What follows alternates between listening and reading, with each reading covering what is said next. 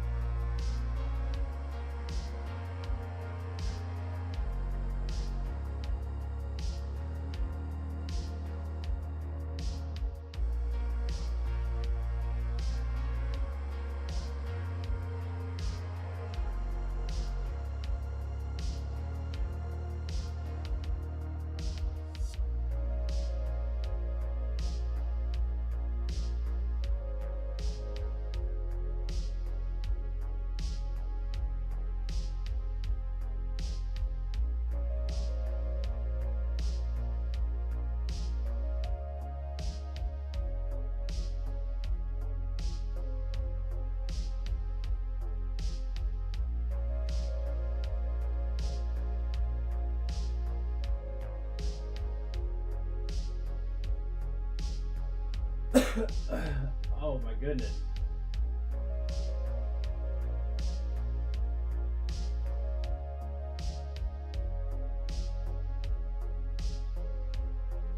Oh.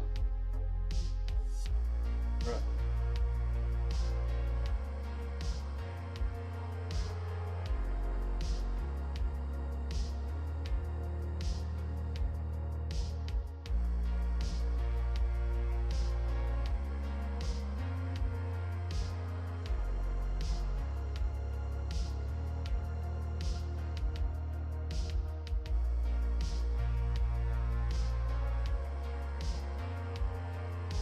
All right.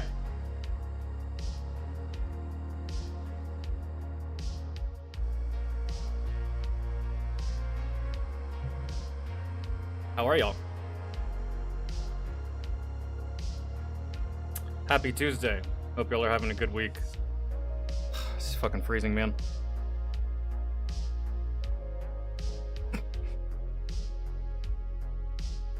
All right. We have to I have to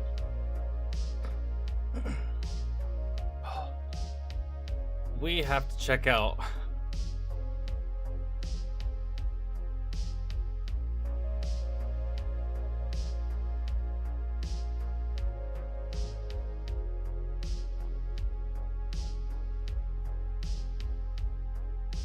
Don Lemon is out here storming churches, guys. I don't know if we'll do anything else today. I have no plan for today's stream on doing anything at all. Except for this. So however long this stream is, how long it is. I don't really have any other plans. Unless something else gets requested, but I gotta catch up on Donny Boy. Because when the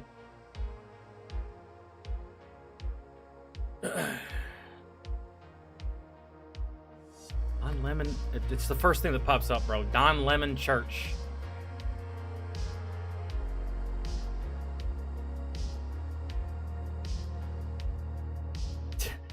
Dog, this is crazy.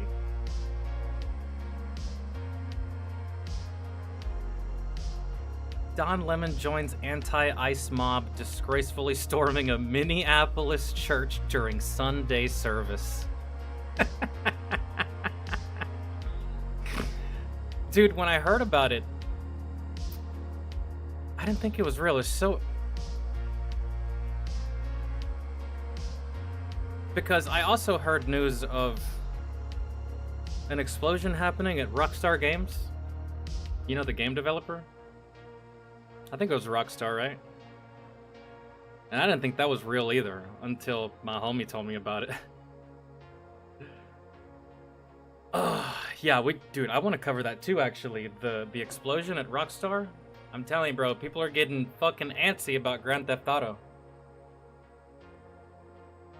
Or is it Rocksteady? That I can't fucking remember. I don't know.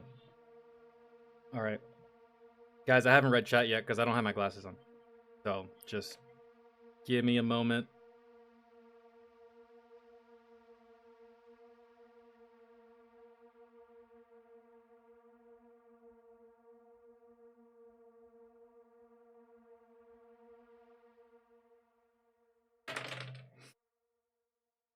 Actually, where is the... Not an animal. All right.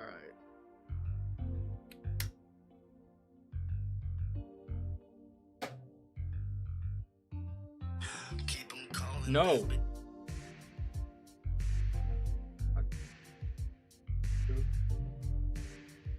right.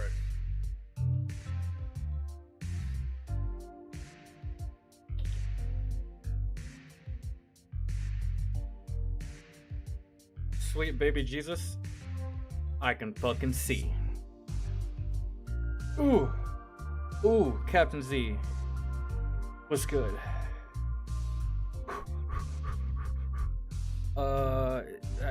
David, I think? I always think that's Ryan.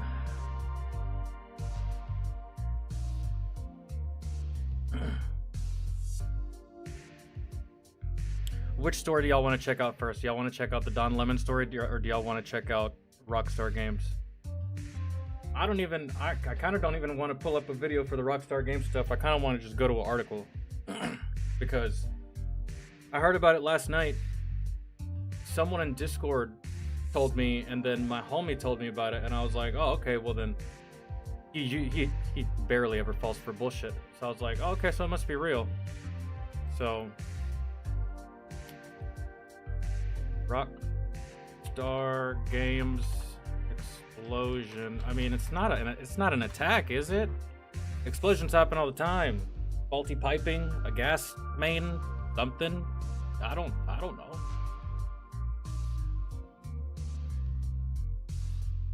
Are we not gonna...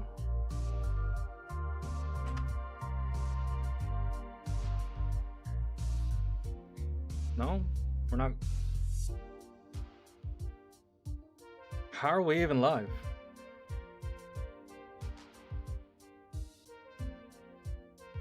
Okay, let's try it again. Rockstar Games.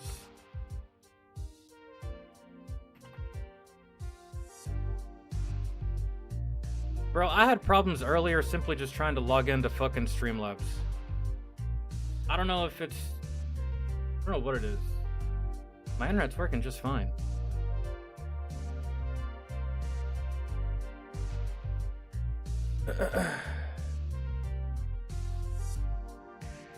Brother, this is absurd. Where the fuck is...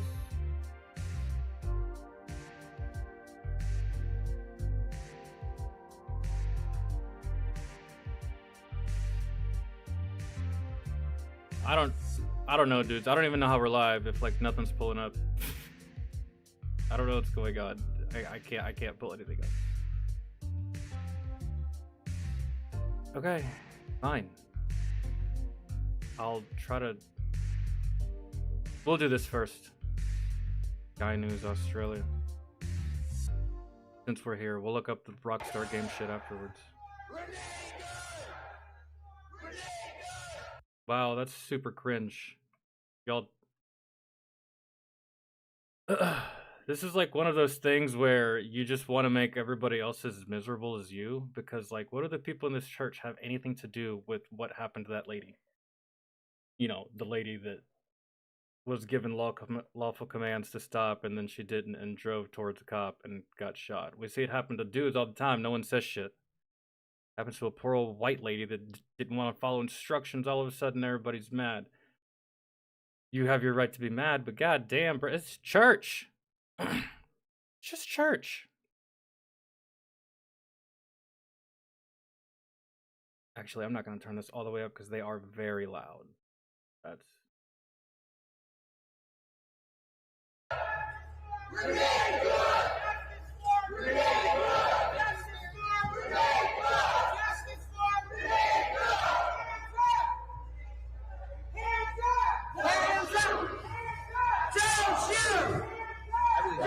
What does this do, though?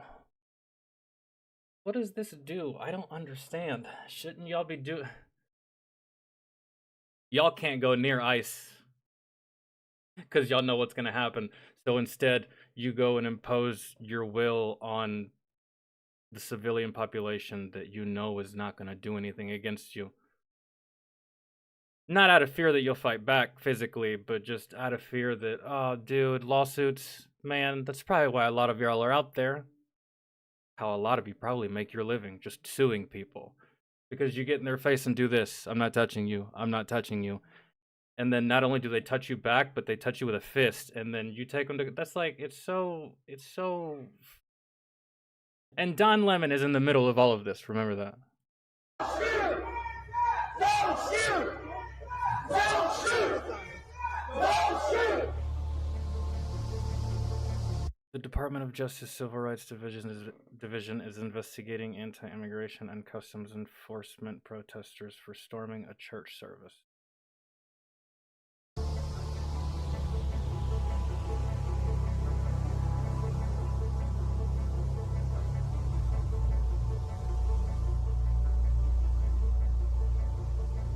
The only time it would ever occur to me to storm a church is if the priest kidnapped my kid.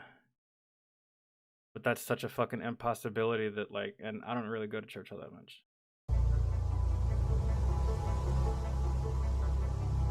I have no business to storm a church. The vile protest was disrupted by activists of the Racial Justice Network, with disgraced CNN anchor Don Lemon attending the protest. Dude, this is the beginning of what's going to happen here. Don Lemon is this... When you violate people's due process, when you pull people off the street, you start dragging them and hurting them and... Damn, so you're supporting this, Don? That's what he said. He's like, this is what happens when you do this, this, and this. We're basically going to come to your places of solace and solitude and worship, and we're going to be massive pains in the asses and inconvenience everyone around us because we're angry. That's what little children do. My niece just did that yesterday because I refused to give her candy. So, and basically what I did with her is she cried and threw a fit and blah, blah, blah. You know what I did? I ignored her for the rest of the day. Just ignored her. That's it. And eventually, she pulled her shit together, stopped being a whiny little brat. And then she got, that's it. That was it. So, but... Whereas in my niece is 4 and she has plenty of time and plenty of room to grow. Y'all are full ass adults out here fucking. If I attended this church, bro, I'd just leave and go anywhere else. You know, I just worship from home, really, for the most part. Because fuck, dude, can't do anything with y'all at all. They're like the perfect example of this is the reason we can't have nice things. And not abiding by the Constitution. When you start doing all of that, people get upset and angry. Oh, that's what I was going to say. Don Lemon is like, he's a lolcow, bro. That's what he's turned into. If he was a YouTuber, at this current point, he would be a lolcow. People only watch him to make fun of him. People only watch him to shit talk him. People only watch him or listen to him to berate and push back against all the stupid ass shit that he says. That's it. I don't think this man has a single actual legitimate fan or follower. It just doesn't seem like it. It's just, this dude is just addicted to being the butt of the joke. I don't understand. He puts himself out there so hard just to be the butt of the joke. And just to, I guess any attention is better than no attention, right? Even if it's negative attention.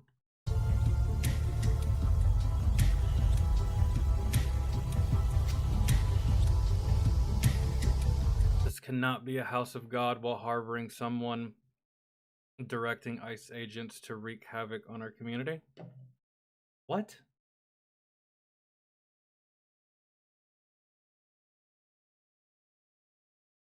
This cannot be a house of God, meaning the church that y'all were harassing, while harboring someone, meaning someone was inside the church that directs ICE agents to wreak havoc.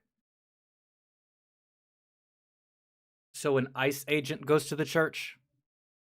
That's what I'm gathering from this. An ICE agent goes to the church, and y'all decided that y'all would make it impossible for this agent to just enjoy his off time. I'm actually, day by day, bro, I'm actually starting to consider myself lucky that when I served in the military, I went to a foreign country. Because, there's just no way I could deal with you Americans.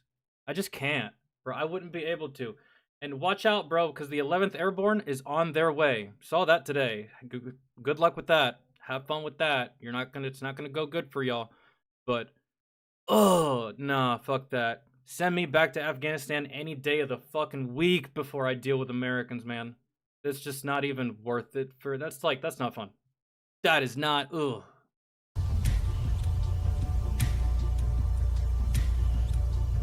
I can't stand you people. Y'all are so annoying. I'm a reverend on top of being a lawyer and an activist, so I don't even need to read further. So I come here in the power of the Almighty God. What is... Reverend, maybe, but what does activist and lawyer have to do with the power of the Almighty God? I don't know. Maybe I missed that part of the Bible. But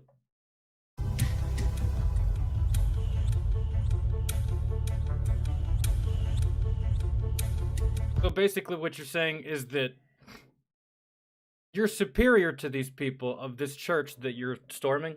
That's what you're saying? Your religion is better than their religion, or your religion sits up higher than their religion, or because you're a reverend, a lawyer, and activist, that your religion trumps other people's right to do their religion in a sacred space? You could have meant that. Either way, whatever you mean, dog, you're stupid. Whoever this is. Let's see. Nakima Levy Armstrong, attorney. Yikes. Ooh. I gotta remember your name, so if I ever get in trouble, I never hire you. I'll lose.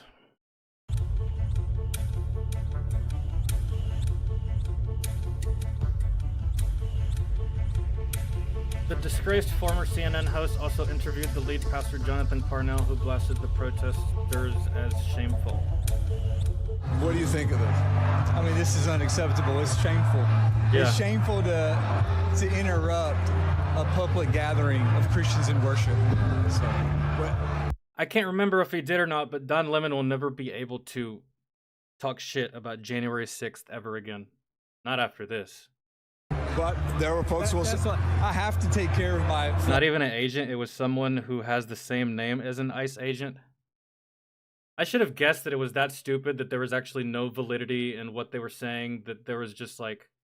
It was probably... I heard that there's an ICE agent that works in that church. Yes, fucking wait, are you sure? It doesn't matter. Fuck it, let's go. I'm pretty sure that's how that conversation went. I think, like, no kind of confirmation. And even if you did have confirmation, bro, stupid. It's church. It's church, man. It's kind of crazy. The levels that these people... Man, one time, I went to church. I was like 16, 17, right? I had gone to church, and right after church, I was still in my church clothes, and I was with my aunt, right? And me and my aunt, right after church, we went to the mall. She was going to buy me a couple things for school, right? And I'm there, and my aunt goes in a store, and I'm just sitting outside the store, and this kid that I had been talking shit to a couple days prior from another baseball team from another high school saw me. And he walks up to me, and he's like, "You're not talking that hot shit now." I was like, "I mean, I could, but I've already said everything I need to say." And he's like, "You're lucky that you just got out of church and that you're with your aunt. Otherwise, I'd beat your ass." I'm like, "Nah, man, I don't think you're going to do anything, but whatever. I appreciate the courtesy." And he left. And we never even did fight. We actually made plans to fight, but we were right there in the middle of the mall. There was a security guard. I was dressed nice. My aunt was there. He had the courtesy. Really. He's like, we're not going to scrap here. This isn't the time or the place. Even he knew at 16, 17 years old, this is not the place to do it. I want to kick your ass, but let's do it somewhere where it means something, right? 16 years old, by the way. Full grown adults, by the way. It's crazy, isn't it? Okay, but listen, we live in there's a constitution in the First Amendment to freedom of speech and freedom to assemble. You're not assembling, you're harassing. There's a difference. Protest. Yeah. We're here to worship. We're here to worship Jesus because that's the hope of these cities. That's the hope of the world is Jesus Christ. According to Fox News 9, a man by the name of David Eastwood is a pastor at the city's church. Okay. According to Homeland Security court filings, David Eastwood is the acting field office director in Minnesota, but Fox 9 was unable to confirm if the two men are the same person. I wonder how Fox News actually delivered that news even though they weren't able to confirm it. Something tells me that they straight up just ran with the news. And that's why I don't know, man. And especially in today's world where people are actually willing to get up and do something like the bastard that shot Charlie Kirk. It's the media's responsibility now more than ever to make sure that they do their due diligence when they put out information. But that's not going to happen because in the digital age, it's all about clicks, who clicks the most, and who clicks first. Fuck credibility. Fuck if it's right. Fuck if it's true. You just need to be first whenever you're in the mainstream media. That's it. That's what it's about. That's why journalism died a long time ago. It's no longer. I don't even think they do real journalism. I just think they plug everything into Chat GPT for the most part, I feel. Assistant Attorney General Harmeet Dillon has since revealed the DOJ's Civil Rights Division is investigating the church protests. You should, because it's stupid.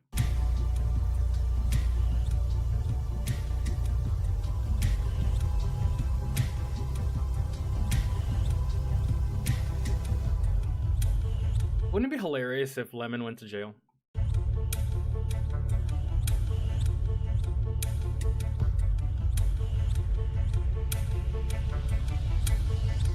Yeah, that's what I thought. A house of worship is not a public forum for your protest. Yeah, it doesn't trump your First Amendment doesn't trump someone's right to worship in that space. It just doesn't. You should know that, Don. I just don't even That's why you got fired, bro. We all forget. I sometimes seem to forget that your ass got fired. For good fucking reason, too. Thank God. Thank God you got... That was such a good day when you got fired, too, because I was praying for it.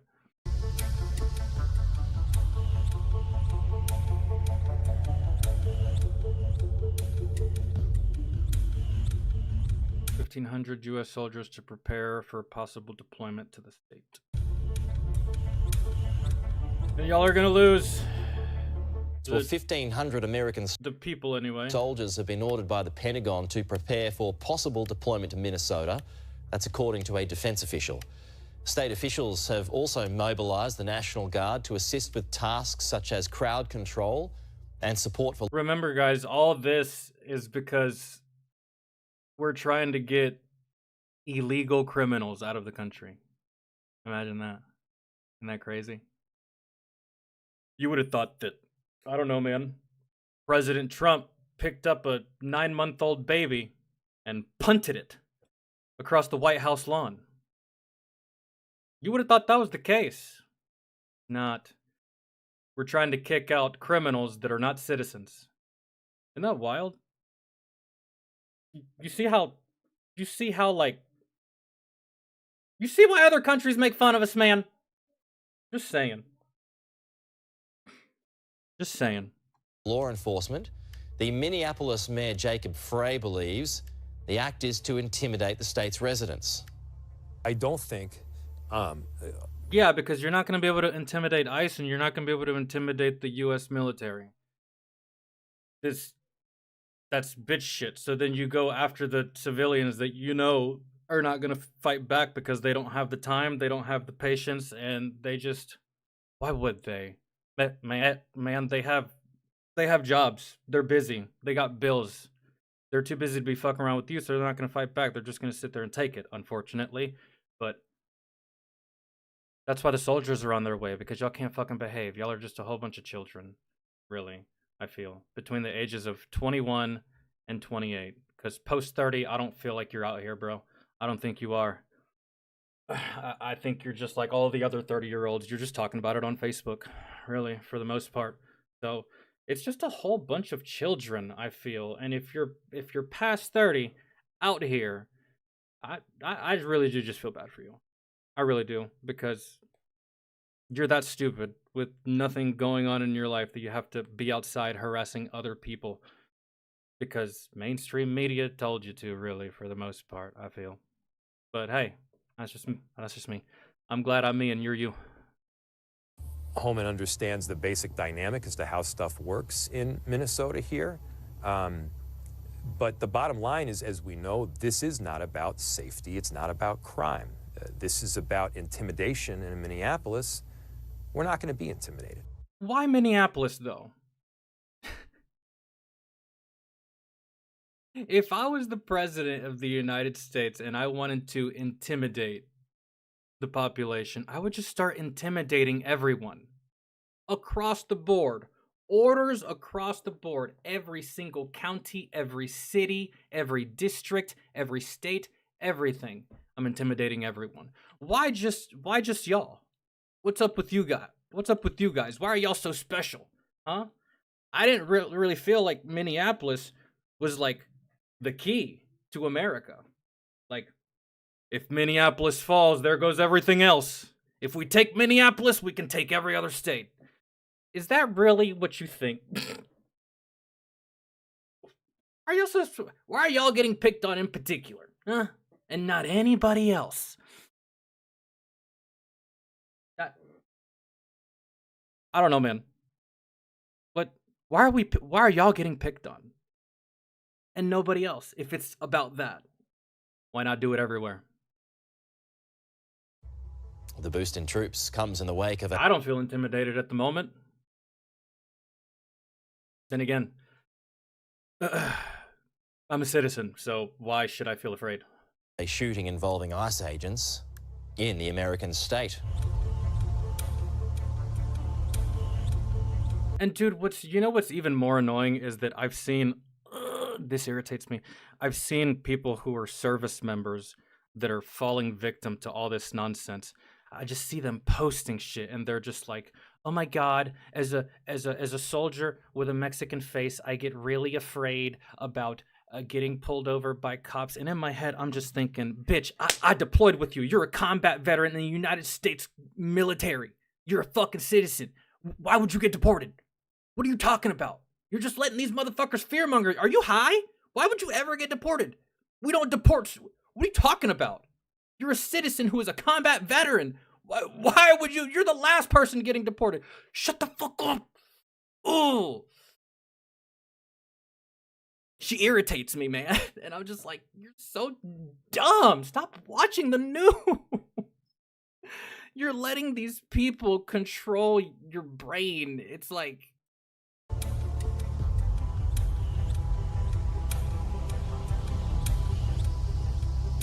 Well, as anti-ICE protests continue across the US, protesters have been given some protection through the federal court. A new ruling limits the powers of ICE to detain and use tear gas on protesters who are not obstructing officers. In a new ruling Friday, a federal judge in Minnesota bars immigration agents in Minneapolis from detaining or using tear gas on protesters who are not obstructing authorities. District Judge Kate Menendez's injunction is in response to a lawsuit filed on behalf of 6 Minnesota activists back in December. Minnesota's Attorney General thanked those activists, writing on X, quote, "This preliminary win matters for every Minnesotan exercising their constitutional right to peaceful protest and witness. With the latest ruling, federal authorities are blocked from detaining those peacefully protesting or safely following officers at a, quote, appropriate distance, unless there's reasonable suspicion that they are obstructing or interfering with. You're tying their hands behind their backs, is what you're doing. It almost feels familiar. Almost feels familiar. With agents. Critics argue that officers also need to be protected from, quote, dangerous rioters. What we've seen from a lot of these agitators and violent offenders is that they're spitting on our law enforcement. They're weaponizing their vehicles against our law enforcement. Cut out the spitting. That doesn't matter. That doesn't harm anybody. They're hitting, pushing, shoving. As anti-ICE demonstrations continue nationwide, state authorities are urging the public to keep protests peaceful. Any actions that harm people, destroy property, or jeopardize public safety will not be tolerated. Demonstrations must remain safe. Critics of the judge's decision say it's an attempt to micromanage ICE's actions. This fucking criminal right here. I detest this man with every fiber in my being. The Department of Justice has also announced it has launched a criminal investigation into Minnesota Governor Tim Walz and Minneapolis Mayor Jacob Frey.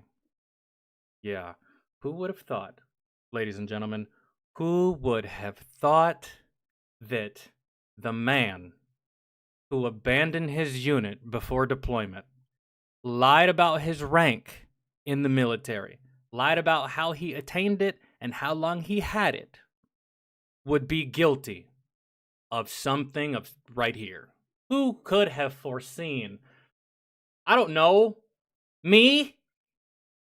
But I'm a bigot, remember? So nothing I say really holds any weight ever at all, so.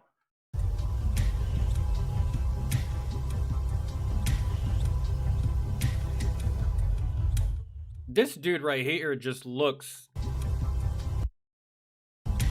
He just looks like a shady CEO. Authorities in the U.S. Midwestern city of Minneapolis have been dealing with more protests this weekend. There's been unrest since the fatal shooting of 37-year-old mum Renee Good. Meanwhile, the Trump administration is beginning investigations into the Minnesota governor, Tim Walz, and the Minneapolis mayor over alleged obstruction of federal law enforcement.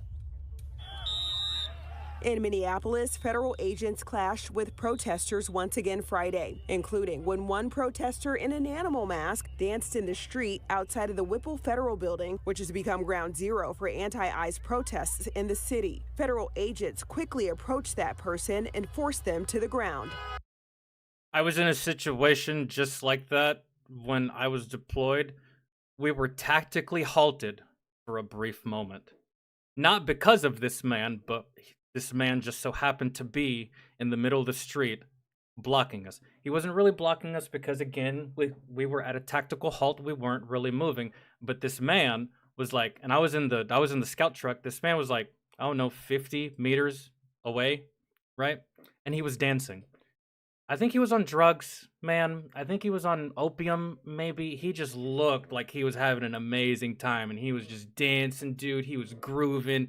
He just looked like a fucking hippie at Woodstock, man. He was just doing his thing. And I was just talking to my friends about it. Like, you see this guy? Like, look at him, dude. He's getting it in all by himself, man. No one else around but us, and he's just dancing. I'm slightly entertained, I suppose. And then when it was time to leave, we just started driving, and he saw our big-ass vehicle coming, and he kindly got the fuck out of the way. But while we were there, he stood in front of us and gave us a show. At no point did I think he was going to shoot or detonate himself, but I could see everything, really, for the most part. The man was just grooving. He really was.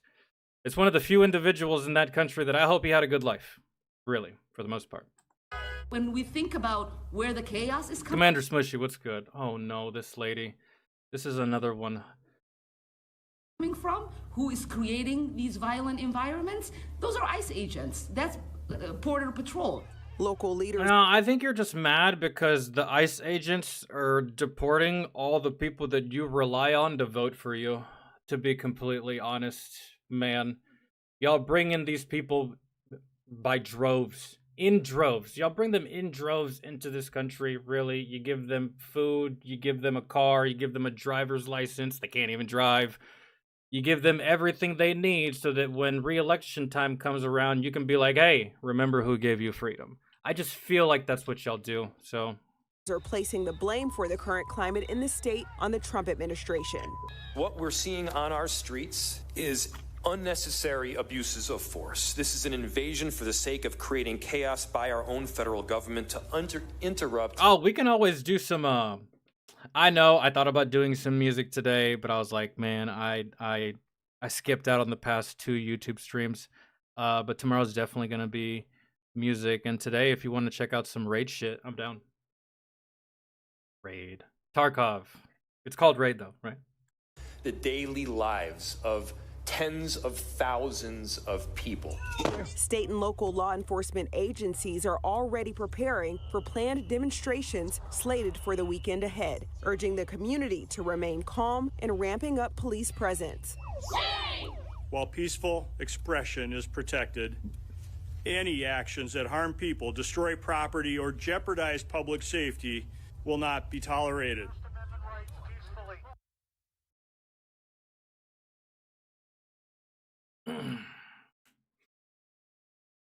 Let's see what the comment section has to think about it. Someone said, can you imagine if a group broke into a mosque and protested? Yeah, I could, actually. And it would be the same thing. I mean, yeah, sure, more people would be upset because I just feel like when it comes to anything involving Islam, everything is just a bit more touchy and a bit more sensitive for some reason. I don't know why, because people shit talk Christianity and Catholicism all the live long day, but you say one bad thing about Islam and the whole world collectively loses their minds. So, but yeah, I get it. It'd still be the same though. I'd still be saying y'all are fucking stupid for doing that because it's a place of worship, regardless what the worship is, regardless what deity you're praying to. It's like it's like kicking down the door when someone's taking a shit. You're at your most vulnerable, man. I would be extremely angry, really. You're just trying to relax peacefully, squeeze out this fucking demon, and bro, just like the thumbnail, here comes fucking Don Lemon, like the goddamn Kool-Aid man. Oh yeah, just bro, if you don't get the fuck out, please, before I hit you. And I really don't want to commit violence in the place of the Lord, because my mother didn't raise me like that. But how you're testing me. I will give you these holy ass hands, man. And they just, I hate Don Lemon, man. I really do. That's why I had to watch this, because I had to dance on his misfortune just one more time. He brings it on himself. But it's like no one's picking on this man. No one's forcing him to do these things either. He's doing this all by himself. All on his own.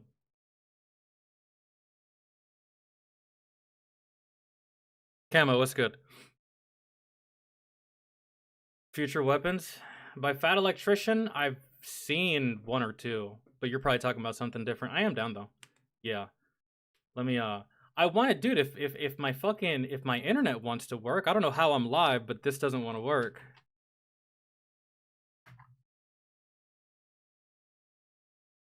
Yo, dog, what is going on?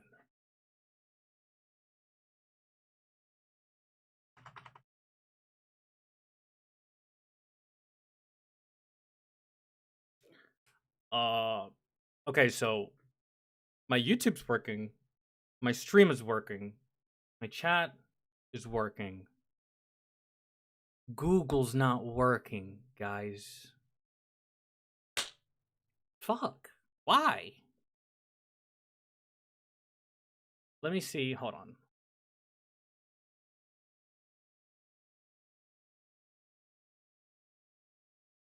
Oh, wow, dude, nothing's working. I better not close out Google because if I, okay, well, I gotta be careful. Nothing's working, actually. My Google's not working. Thank God, though, I already have this pulled up. If I didn't have this pulled up, I think we'd be screwed. I think I'd just have to go to Twitch. But that won't work either because I can't fucking type in anything.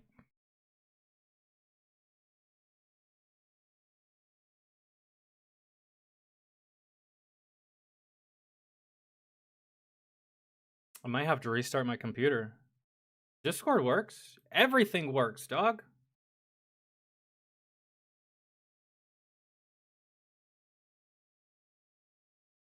But when I go here, let's just go to Roblox. Nothing. Let's go to Roblox download. Nothing. Let's go to Apple Music. What the fuck, man? I don't know, but lucky for us, we already had a page pulled up from yesterday.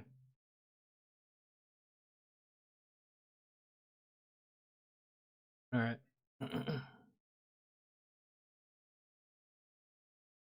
Have I seen Viva La Dirt League EFT videos? I think I've seen something by Viva La Dirt League because that sounds so familiar. But I don't know about that in particular. So I mean, I'm down. Well, you know, I wanted to read an article. That's why I was trying to pull up Google, but I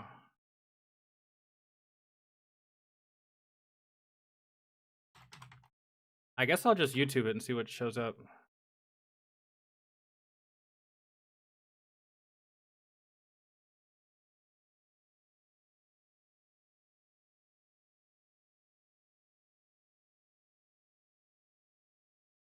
One Grand Theft Auto fan. Yeah, dude, I really just wanted to read it, but we can't. Rockstar Games office explodes. What happened? GTA 6 delayed? Question mark. A fan gets to play the game early. Was it a Make-A-Wish Foundation kid? Had to have been. The whole damn planet's waiting on this game. One Grand Theft Auto fan is going to get to play Grand Theft Auto 6 early, but it's an extremely bittersweet story. I'll be telling you guys what's going on and more all in this video today, as well as a update on Rockstar Games' main studio in Edinburgh, Scotland, as apparently there was an explosion there earlier. Their main studio's in Scotland? I don't know why I thought they were in America. I don't know all these things. I don't pay attention, but that's cool. This morning. Again, we'll be diving into all of it in this video today. But first, I want to begin with a really bittersweet story. It's something that's gone viral on social media. It's a post that's being shared by Anthony Armstrong, who is a user interface integrator at Ubisoft Toronto. They said, to any of my connections at Rockstar Games and Rockstar Toronto, or anyone else that may be able to help, a member in the morning, there were no reported dispatched to Rockstar North's office, and now it very much looks like they're going to be doing the same with Grand Theft Auto 6. So good for you guys, Rockstar. That is a feel-good story for a moment that is obviously incredibly sad for that family. Now, another story that's gone viral over the last several hours, and we even have an update within the last couple of minutes, is something that's happening at Rockstar Games' main studio in Edinburgh, Scotland, Rockstar North. Because at 5:02 in the morning local time, fire crews were dispatched to Rockstar North's office in when? The morning local time in Edinburgh, Scotland, Rockstar North. Because at 5:02 in the morning local time, fire crews were dispatched to Rockstar North's office in Edinburgh, Scotland, is what they described was an explosion in the boiler room. And oh, okay. That's all I really needed to hear. It's something building related. Okay. I didn't know what it was. I just wanted to know. I mean, I guess we can. And apparently the early reports were that the building had suffered severe structural damage. Now, luckily, because whatever happened occurred so early on in the morning, there were no reported casualties and crews left the scene. Well, 5 o'clock in the morning, I assume that they're like any other business, and they start their duty day at 9 a.m.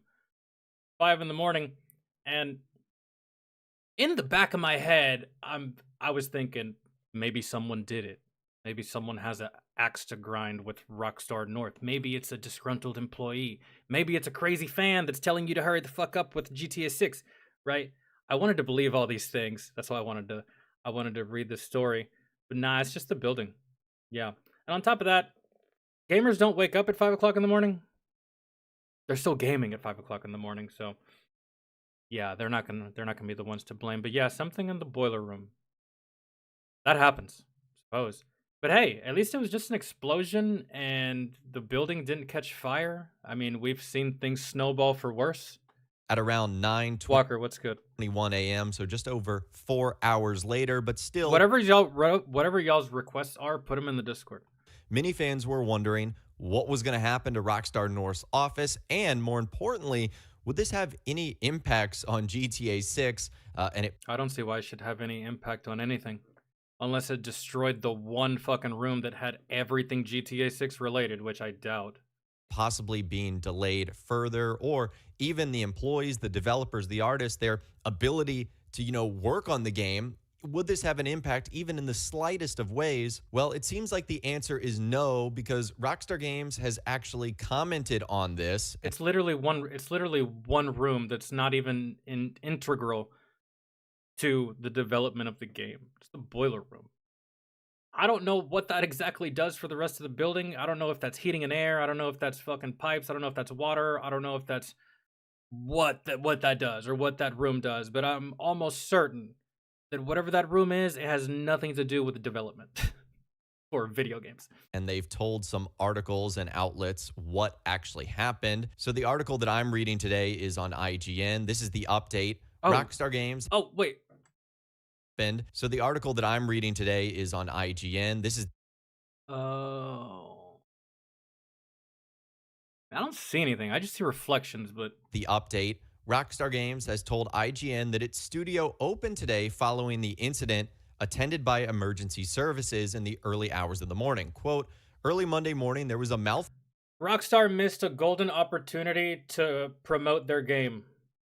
They can be like, listen, early Monday morning, we were cooking hella hard with GTA 6. And hey, man, shit happens. Y'all are really going to love this game. I promise. It almost destroyed our building. Imagine if they said that. But no, this is like a legitimate investigation type inquiry, so they have to be somewhat professional. But still, that would have been epic. Function in one of the heating boilers at Rockstar North. A Rockstar Games spokesperson confirmed to IGN in a statement, many thanks to those who reached out with concern, and also to the police and fire crews who were. Yeah, earlier reports from emergency service personnel made mention of securing structural damage to the building, though Rockstar's statement appears to suggest this was minimal. Well, I mean, yeah, any kind of explosion is going to leave structural damage. It's just whatever that damage is. I don't feel like that could be stated by emergency service personnel. It's either stated by the building's engineers, which I'm sure they have on hand or on retainer, or they have someone that knows building type shit that works for them until they say so, or they hire someone to come in and check what type of damage it was. But all right, cool. That's all I wanted to know. That's fine. We're not going to finish the rest of this. I just wanted to know. It was interesting. You hear Rockstar Games office explodes. You don't know where that's going to go. So, but it was pretty standard. Might want to have an inspection done on everything else that has a possibility of exploding. Kind of like a fire inspection, shit like that. Redo all those inspections on your building. I don't know how old that building is, but you don't want another explosion, I suppose. Maybe, I don't know, but glad no one was hurt. Glad you're all still firing on all cylinders, still working, still all right. Dude, at this point, it's the strangest thing. I haven't played Grand Theft Auto since Grand Theft Auto Vice City, But at this point, I think I might have to play Grand Theft Auto 6 just because of the hype that's building. I haven't played Grand Theft Auto in decades. But at this point, it's taking so fucking long to come out that, I mean, goddamn, man, I might. Just to fucking see what took so long, really, to be honest. That's a lot of money to spend to just see what took so long, but...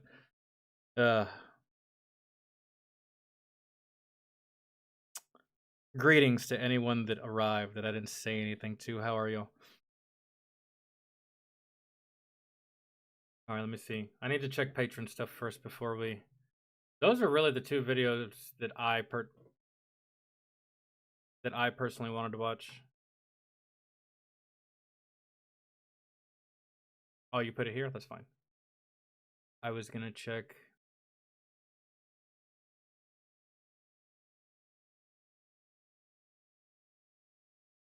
Or this one, you put it... Okay. Wait.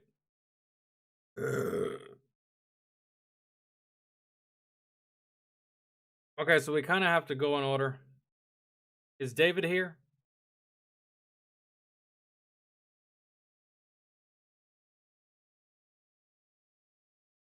If not, we'll move on to Captain Z's.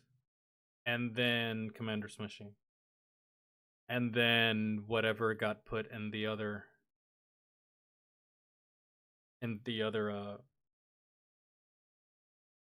the public.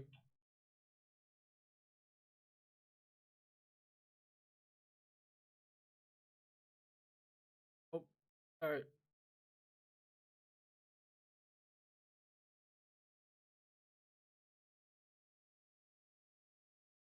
Okay. Flat Earthers' explanation only makes things worse. Well, yeah. When you try to explain things that don't exist and you're just making it up as you go. Yeah, dude, explaining shit like that is very difficult. Like,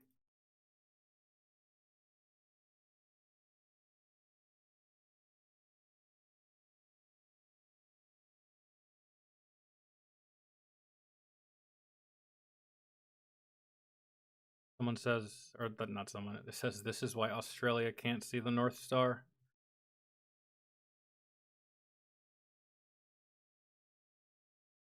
I've asked this question once. I'll ask it again. Peter Lunt is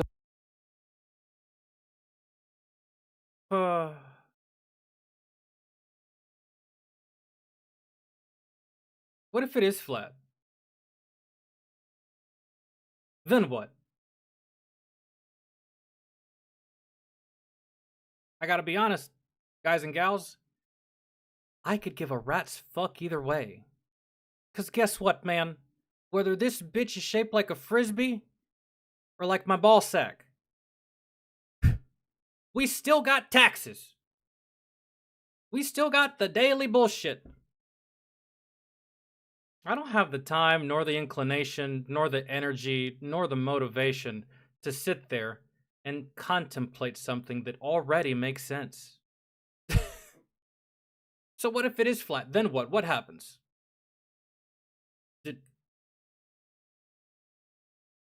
You're still gonna be weird. And I guarantee you, that if it was flat, y'all would be making an infinite amount of excuses and arguments as to why it's round. Yeah. I don't feel like these people are anti-globe. They're just counterintelligence. That's it. Anything you say, even if it's right, even if it's basic, even if it's easy, they're gonna be like, "Nah, it's not." Why? I just don't agree with you. It's not. I refuse to believe that. You got people that are like that, actually like that. Take something basic. 1 + 1 is 2. Terrence Howard found a way to fuck that up. He found a way to make that stupid. He found a way to confuse people about what that actually is. Like, And these people have so much time to just like think about this shit. Yo, circle, triangle, fucking. Is a flat earther who we first saw explaining to us that the moon is a forensic match to the Gleason flat earth map. Of course, he was talking nonsense then, but he is back. And this time he's telling us why people in Australia can't see the North Star. Is that nonsense too? Only one way to find out. You see what I'm talking about? Why Australia can't see the North Star? Did that ever occur to you? No, man. It didn't at all. Like, I like science. I do. Grew up loving it. Watch a lot of videos on it, too. I can sit there and just, like, listen to some random theoretical physicist talk about fucking everything and nothing. Right? I like it, but... I don't...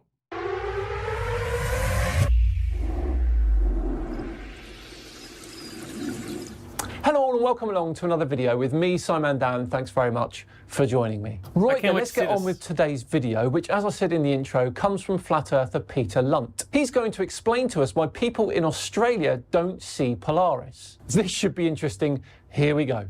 Okay, Dave, this is the Gleason's map. You've probably seen it before. And I just wanted to show you a couple of... Yeah, I've seen that map before. In that sense, and also in the actual globe shape that it is when we're all in school learning about this shit. Little things here. So, for instance, we live here. There's the UK. I don't know if you can spot that. Yeah. And looking up and across, this centerpiece would be the North Pole. And if you were standing there in the center, Polaris would be 90 degrees above you, straight ahead of you, or straight above you, rather. So far, so good. Polaris is indeed... Really? I mean, I can't prove him right or wrong because I don't fucking care, dog. Why y'all care so much about this? Directly over your head when you are standing on the geographic North Pole of Earth. I expect this is about all he's going to get right, but let's have a look. So you'd be looking across and looking up and Polaris would be there. Now that's quite a short distance. But if you're looking at it from Australia, this is Australia. Is it? It looks like a piece So you'd of be bacon. looking up and across and you see the distance. So there's the UK. There's Polaris, or the North Pole, Polaris above it. There's Australia, looking across and up. North Pole, Polaris above it. Yeah. So you can see the distances involved.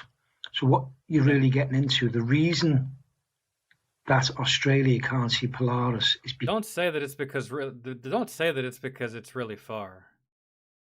That would just be ridiculous. Because of that distance. Oh no, dude, no. No. You don't understand distance, do you? I don't think so, man. Even I. Come on, man. And He's claiming Australia can't... Yeah, and I'm not as smart as this dude. I'm not. He's just a communicator, just like Professor Dave, just like all the other ones. I don't know his background. I don't know if he's actually is a scientist or not, but he probably is smarter than me in that regard. But that, man, even I know that's not how that works, man. Y'all, dude, y'all have some, like, y'all don't even have basic levels of understanding for this shit. Y'all have zero knowledge of this shit. Like, y'all have zero understanding. Can't see Polaris because they're too far away. Well, this fails immediately because distance doesn't make objects dip below the horizon. It makes them smaller and dimmer. If Polaris was just far away, Australians would still see it very low on the horizon. But they don't.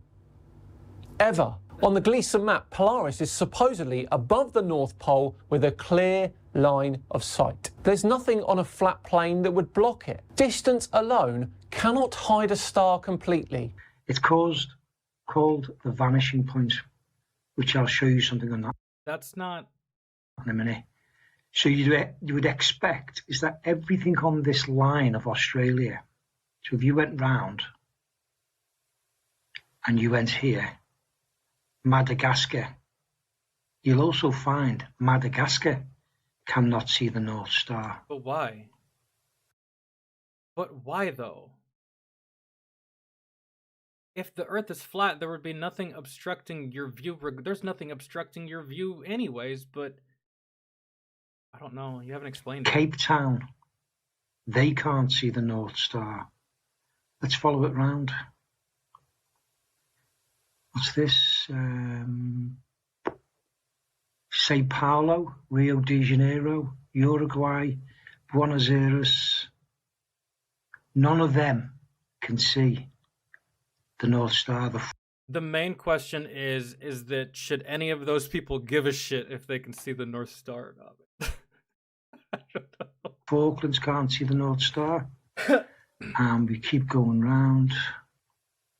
New Zealand, they can't see the North Star. What a pointless minute of a... Yeah, it is, because like how can they not see it? And just because it's far away, that's hogwash, bro. It is. With the naked eye, you can see planets. What are you talking about?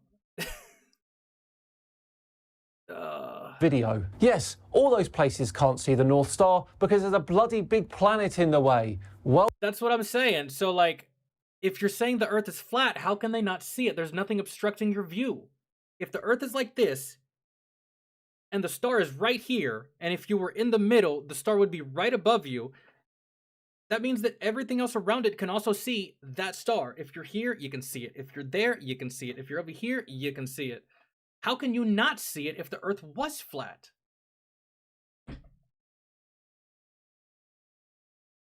Well done. So we'll check that out in a minute. That's an actual observable reality in the real world. No, you are looking at a map and making stupid ass conclusions from just looking at this map. All on that southern circle there, they cannot see Polaris. But the interesting thing is, we can't see things that they can see. Yes, again, because there is a bloody big planet in the way. So in Australia, they can see the Southern Cross, and we can't see it. Yeah, just on that, you know where else they can see the Southern Cross? Cape Town in South Africa. And look where Cape Town is compared to Australia on the Gleason map. So do you want to tell me then, Peter, where exactly the Southern Cross is in order for Australia and South Africa to see it at the same time? I'll wait. So it's all a question of perspective to do with what you call the vanishing point.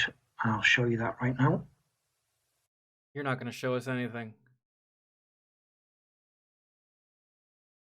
Oh, okay. And I kid you not, the rest of his video is just those trains moving. So let's address that. Now, of course, trains don't... I know what he's aiming to try and say and prove. It's just that he didn't articulate shit.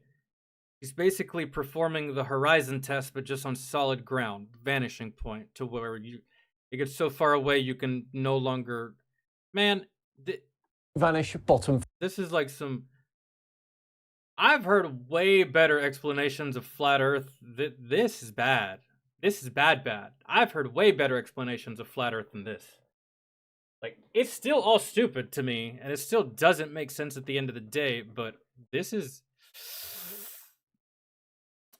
caca. First, you can still see the wheels, the track, the ground, just smaller. Now, yes. Perspective reduces angular size. It does not selectively remove the lower half of objects. And stars don't behave like trains either. Polaris doesn't get smaller until invisible. It drops downward, hits the horizon, and never comes back up the further you go south. That's not perspective, that's geometry. If perspective were the reason, then zooming in would bring Polaris back. But it never does. Now, you can zoom ships back, yes, but that's because they've never really crossed the horizon. You can't zoom stars back once they're below the horizon. Calling this the vanishing point is just rebranding the problem, I'm afraid. Now, and that's why I don't entirely hate watching these videos a lot of the times, because oftentimes I learn something.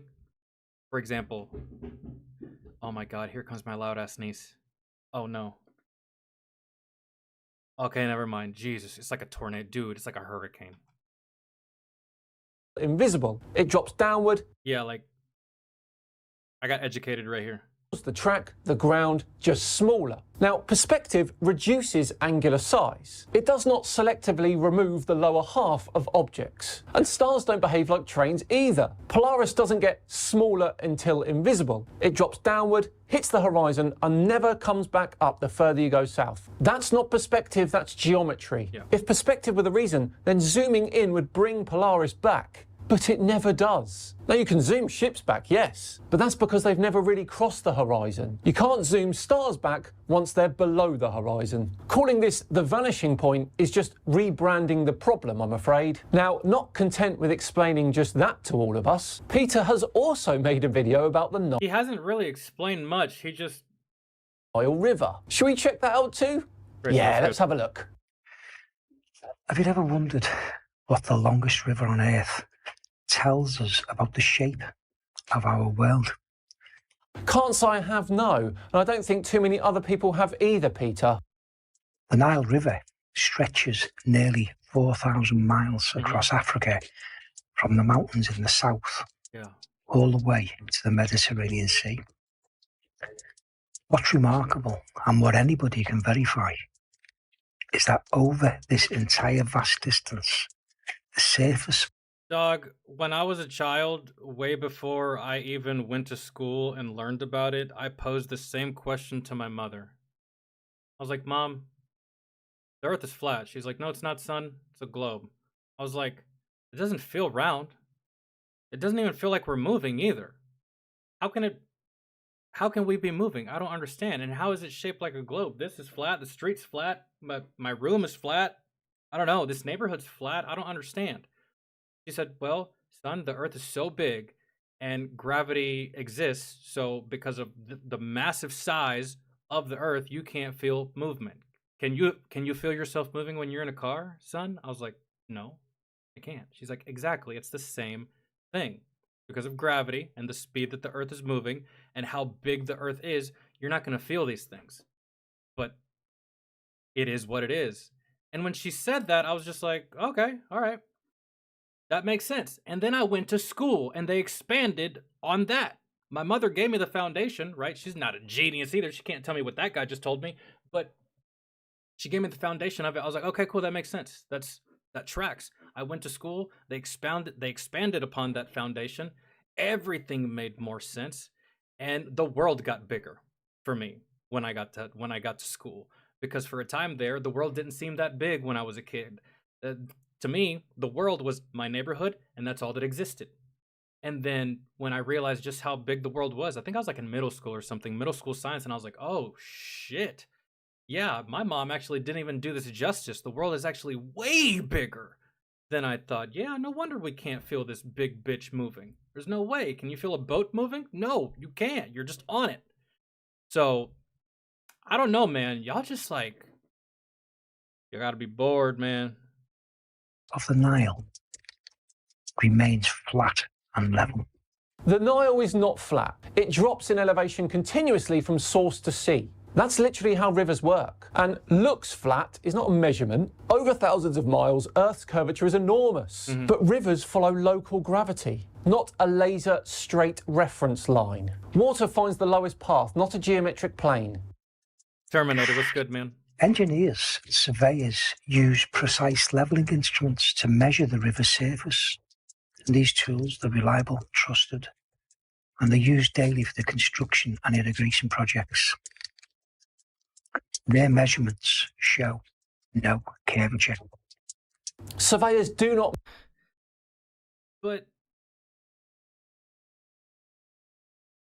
measure global curvature. They measure local level, meaning perpendicular to gravity at that point. On a globe, local level is tangent to the surface, not a straight line through... You know how long you would have to measure anyways just to get the curvature? Brother, I'd like to say thousands upon thousands of miles. Just for that shit. Through space. Those instruments are designed to ignore curvature because over short distances it's irrelevant and all. It doesn't matter, right? If I take a level and put it on my table, is it going to go to one side or the other? No, it's going to be right there because this is level, because we're not talking about the same thing. It's a different scale. This is a table. You're talking about the whole damn planet. Hi, Mama. What's good, girl? Oh, you look so... I love your hair like that. You look so beautiful. Let me see. Your Lila did that for you? You got the red and the yellow. And... Ooh, that looks so cute. All right. We're watching a... Hey, do you think the Earth is flat or do you think it's round? Is the Earth round or flat? What do you think? Give me an answer. Do you think the Earth is flat or round? From what you know so far, do you think it's flat or round? Round? You're so smart. You're smarter than this buffoon right here. Not him, the other guy. You're a genius. Already accounted for. That's why large projects use benchmarks. 4 years old, by the way. And you're what? Pushing, sounds what? My age. 35? Still with these delusions? We got this fresh one right here. Right out of the oven. Knows more than you. It's crazy. She's laughing at you. That's nuts, man. She's laughing at you. Exactly. It's hilarious. You're gonna be smarter than all these. Laughing at you. Oh, me? You always laugh at me. All right. Geodetic datums and curvature corrections when distances get too long. The Nile's surface doesn't dip or bend downward as you travel along its length. Instead, it flows gently with a consistent, very gradual slope of about 0.9 feet a mile. I feel the same way about this. Now, Yeah. if the Earth was a globe... She's laughing at you, Peter. She's... I'm still laughing at you. No. She's lying. She's laughing at you, Peter. with a radius of nearly 4,000 miles... Believe me, you should be laughing at Peter. This river should curve. And it should curve downward significantly by thousands of feet. But the reality is, it just doesn't do that. Pete, rivers don't flow along a straight line through space. As I said, they follow local level, which is always perpendicular to gravity. These people live in a different reality, hence why they believe the Earth is flat. I think that's the only explanation as to why they think that. They live in a different universe, bro. They live in a different reality. They have to, because... And if y'all just come out and be like, yeah, I live in a different universe than you, mentally, I think I'd be willing to accept that a whole hell of a lot more than what you actually try to push and make people believe. The globe, that local level curves with the Earth. So the river already includes curvature by definition. So this isn't theory. It's what we observe, measure and experience directly on the ground. The Nile's flat and level surface over thousands of miles is... Have you ever been to the Nile, man? Because if I look at an air to surface aerial view of Afghanistan, it's gonna look flat too. If I look at it from this perspective, but guess what, man? Mountains everywhere. Looks like a desert from really high up, but it's not. It's crazy, isn't it? I know. So, like, dude, have you ever been to the Nile? Have you ever been to this country? Have you ever been here exactly? Yeah, dude, stop it. Stop it, man. A fact that does not fit. Like from this height, look at the ocean. The water looks like it's not moving. Why is that? It's dying. Because we're so far away, right? But if we get up close, waves, whole bunch of stuff, man. So like, y'all's concepts of time, y'all's concepts of Mama, come on, it's done. It's done. We're sucking at nothing at this point. Might as well eat the straw. That's it. It's gone, girl. That's it. You're lucky, Peter, that she's here, and I lost my train of thought, bro. I was about to roast you some more. The globe Earth model. No, it's a fact that does not fit with your understanding of the globe model. It's a small difference, but it's a key one. So, to all those who follow the heliocentric globe belief, like a religion, open your... Why do they always say that? I feel like y'all try to say that to discredit it. Because, like, you know, there's no way to really actually prove that God is real or not. You just gotta have faith, right? So y'all have it. Y'all say that as like to discredit people that we all have come to terms with the Earth being round, and y'all always say the same thing. Oh, y'all can worship the globe idea. Hey, kind of how like you're worshiping the flat idea. What's the we're not worshiping anything, bro. We did experiments. We came up with data. We measured the data against other data, and we came to the conclusion, general consensus, that most people around the world would believe, do agree with. I want over 85% of people, I feel. And we've also seen it from space. We've seen the Earth from the moon. I don't understand. Do you understand? Do you understand? Yeah. You understand more than this guy does. By the way, what are you doing in here? Are you bored? Your mommy must have kicked you out of her room, huh? You were getting on her nerves. That's what it was. That's why you're in here. I wasn't in Mommy. You weren't? Because, girl, you be talking a lot. And she be kicking you out.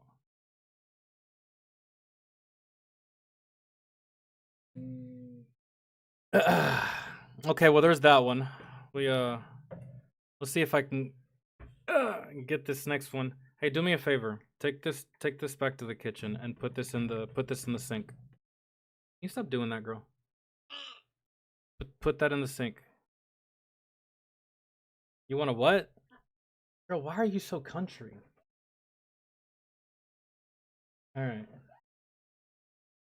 Yeah, I gotta use the bathroom real quick, but let me pull up the next one. It's probably gonna be Commander Smushy, maybe. No, it's gonna be Captain Z, then Commander Smushy.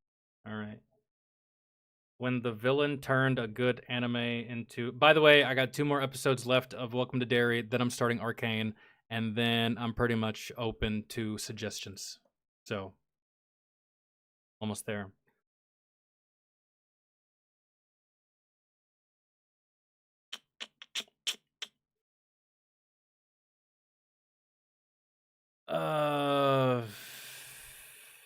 Okay. Yeah, all right, let me type this in.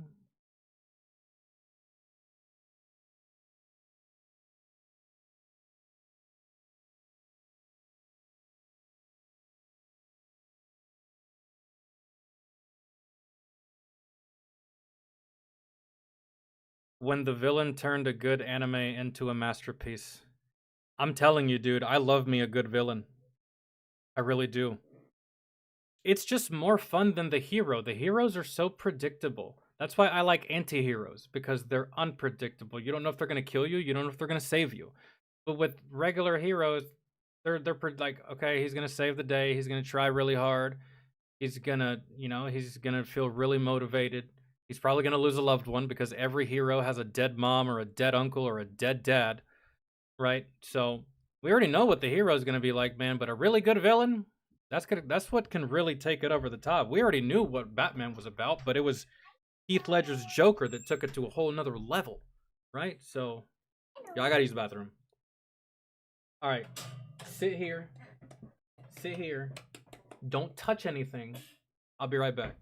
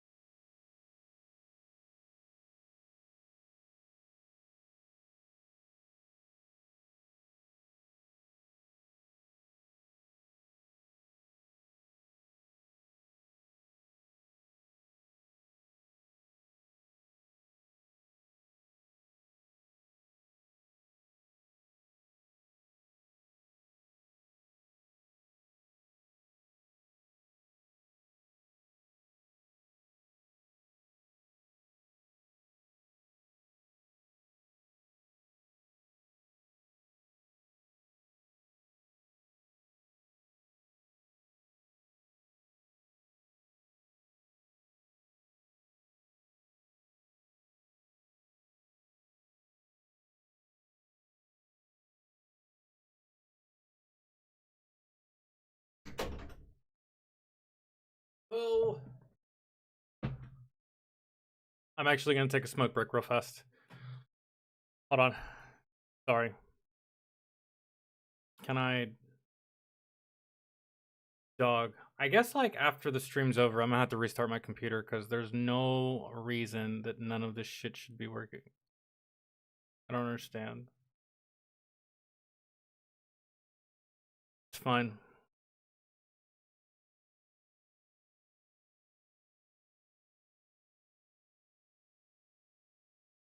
It's a good thing that I still had this pulled up, bro. Otherwise, I think I'd be fucked.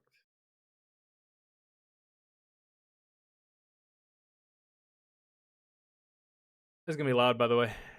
Brace yourself.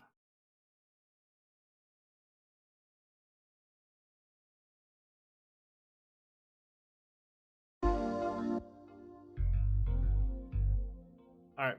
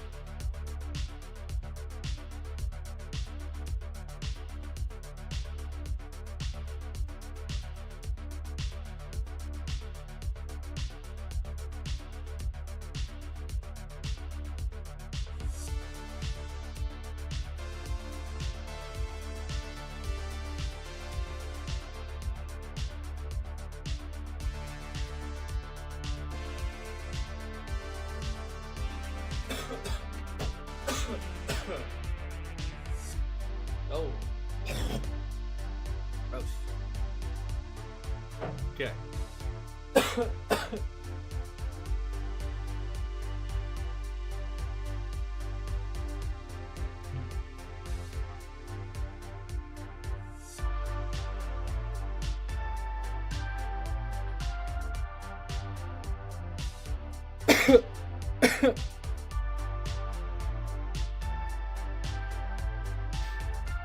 Um.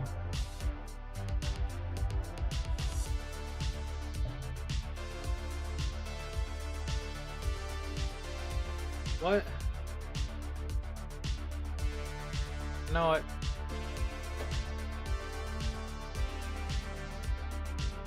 No, I didn't, but I gotta do some stuff, so you can either stay in here and just chill there on the bed with your tablet, or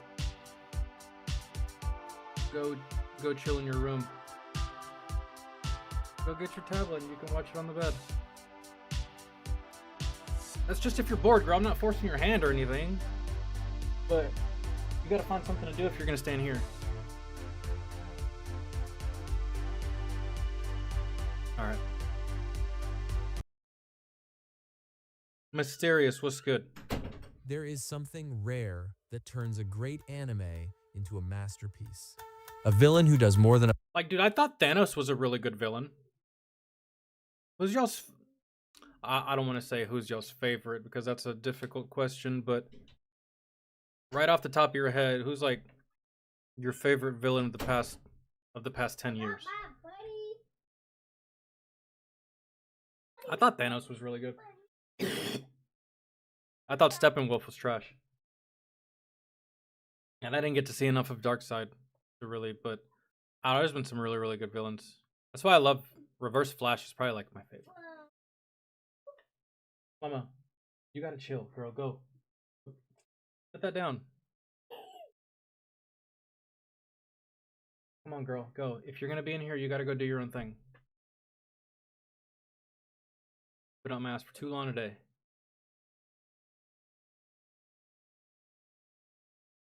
There is something rare. Slade? Wilson? Deathstroke? If that's what you're talking about, I fucks with him too.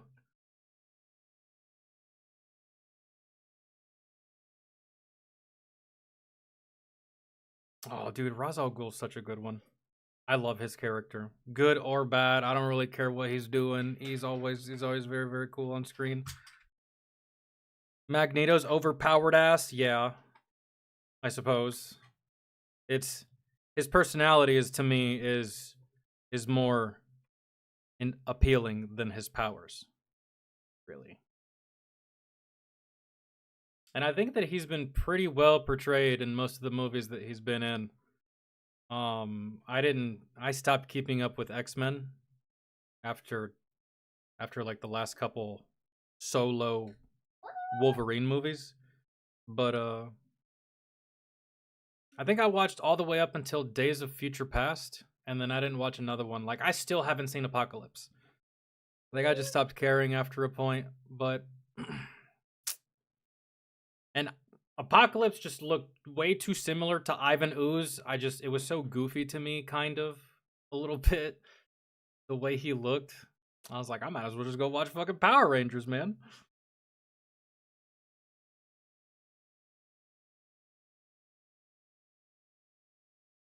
I'm trying to think. Favorite villain? Let me just think of one real quick that I haven't mentioned. And it can't be the Joker. Because this is too easy. He's really, really good. Hey, Nayeli, turn that down a little bit. Thank you.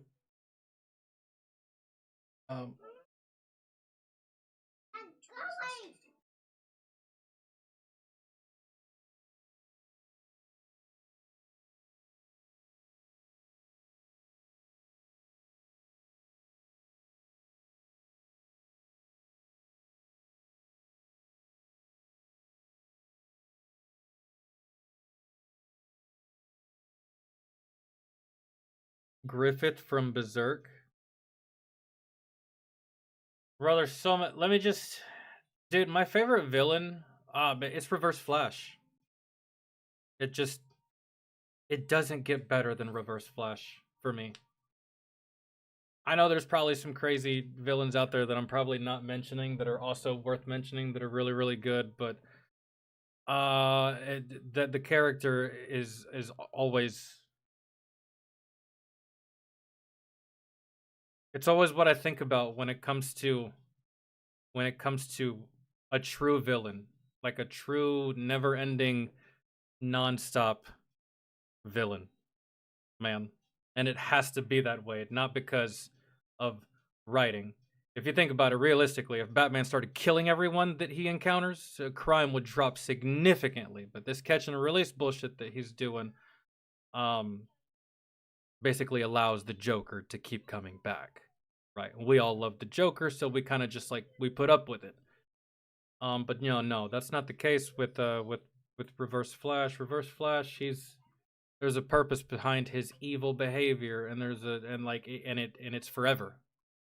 It's literally written into time itself. Kingpin. Yeah, now you're just throwing out Bullseye. Yeah, okay, now you're just throwing out shit, but. Sauron? Isn't that the demon dude?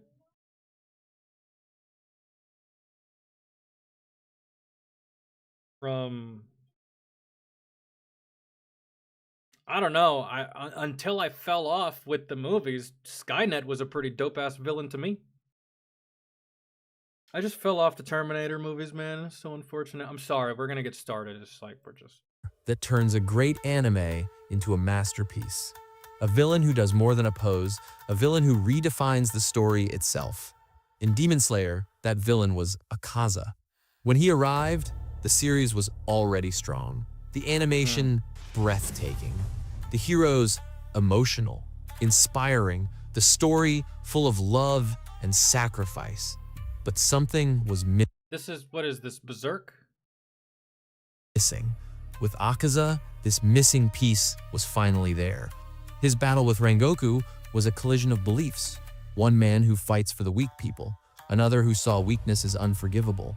Two warriors locked in combat, but really arguing about what it means to live and what it means to be strong. From that moment, the tone of Demon Slayer changed. It stopped being Dude, that seems pretty dope. Not only is it physical, but it's a battle of ideals, logic. Yeah, that's pretty cool. No, this is Demon Slayer. That's what you're saying?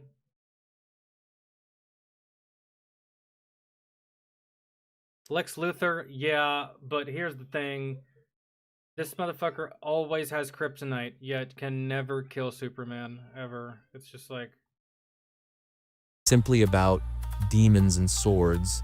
It became heavier, more human. A story about strength, about love, and about what's lost when one exists without the other. Before we dive into Akaza himself, we have to ask, what makes a villain great in the first place? It isn't just strength. Spectacle alone fades when the fight is over. Dude, and he looks pretty dope. I'm so glad I'm watching this, just in case this ever comes to the Fortnite store. I can buy the skin and actually know what the fuck it means. I have a couple skins where I'm just like, I've never seen this shit before. The villains who stay with us are not the ones with the greatest strength, but the ones who carry something more. And that's motivation. Yo, Moose, a what's reason good? that feels inevitable, whether tragic or twisted, so that every action resonates with something real. Conflict. Not just fists and blades, but beliefs colliding, forcing the hero to defend their values, not just their body. It is cool to see a fun fight scene, right? But without any motivation, it's just blind violence for the most part, which is cool. It can be fun, just like the John Wick movie would have been probably amazing. But what made it better is the fact that his wife was dead and they killed his dog and stole his car. That's the motivation. So, like, yeah, we could have watched Keanu Reeves for 2 hours just fight bad guys and been like, oh, man, that's some good choreography right here. This is nice. But now you have the story behind why he's so angry, and it just makes, you know what I'm saying? It's great. Humanity, the glimpse of something we recognize in ourselves. A wound, a flaw, a trace of pain that makes them feel uncomfortably familiar. When these three align, a villain becomes unforgettable. Not a wall to overcome, but a mirror. Not an obstacle, but a redefinition of the story itself. The Mugen Train arc had already delivered everything. Emotion, triumph, hope. Tanjiro and his friends had survived despair. Rengoku stood tall as a hero whose strength seemed unshakable. The flame Hashira's warmth felt like a guarantee that no matter how dark the night, the flame would never waver. And then, the silence broke. Akaza entered like inevitability. With that moment, the atmosphere shifted. The audience realized that what seemed like an ending was only the beginning of something heavier. The battle between Akaza and Rengoku shattered expectations. We thought we would watch another Hashira triumph. Instead, we watched a hero fall. Rengoku's death hurt, but what made it unforgettable was Akaza. His conviction, They actually allow their heroes to lose. What an awesome thing that not that very many other fucking franchises do. insistence, his twisted respect gave the tragedy weight. This was not mindless slaughter. This was ideology against ideology, and the villain, not the hero, was the one left standing. Yeah. That duel was not just combat. And that's just so realistic because, guys, how many times have you lost in life? Right? It's just like, it's very relatable and even when you thought you should have won, even when you're going up against an asshole or something like that, even when you thought that it should have been yours, like, you lose. It's very relatable because we've all lost at some point to something, someone, or just lost to life, really, for the most part. And usually, it's not the only L you're going to take. It's gonna be the first of many. So, yeah. I like seeing when the hero actually loses, because, yeah, the hero can always win, blah, blah, blah. But how many wins have you gotten today? None. But the hero lost, so there you go. You can relate a little bit. Fucking sucks, doesn't it? Welcome to my world. It's great. It was a dialogue carved in flame and fist. Rengoku carried a philosophy that strength exists to protect, that weakness is not shameful but sacred because it is what makes strength necessary. His fire burned outward, illuminating others. Nah, I feel like the better phrase would have been... Oh, hold on. I may watch this show, bro, to be honest. Not shameful, but what it should have said is, fear is not shameful. Sacred, but sacred, because it is what makes strength necessary. Exactly. And it is what either causes you to act or to preserve your own life. Live to fight another day. You know what I mean? Instead of blindly making stupid decisions just because of whatever. Anyways. That weakness is not shameful, but sacred, because it is what makes strength necessary. His fire burned out. Different verbiage, but whatever. I like it either way. Hey, pipe down, Taco. Word, illuminating others. His mortality gave meaning to his sacrifice. Akaza carried the opposite creed, that weakness is unforgivable, that strength is the only beauty, the only truth. But I believe in both of those things. I believe in the... What's his name? That weakness is not shameful. What's this guy's name again? I believe all of this, but I also believe the other side of the coin. So, yeah, it would be probably pretty dope to see them fight. But sacred, because it is what makes strength necessary. I feel like if you combine both of those, you can be the ultimate fucking, you know what I'm saying? But ideals always have to clash one way or another. It would be great if we could sing Kumbaya, band together, and then go against any existential threats, but nah, for now, fuck you. His fire burned outward, illuminating others. His mortality gave meaning to his sacrifice. Akaza carried the opposite creed. This is Akaza. What was the other guy's name? Weakness is unforgivable, that strength is the only beauty, the only truth. He revered strength so much that he offered Rengoku eternity, not mockingly. Rengoku, that's his name. But sincerely. To fight forever, unchained from death, was to him the highest gift.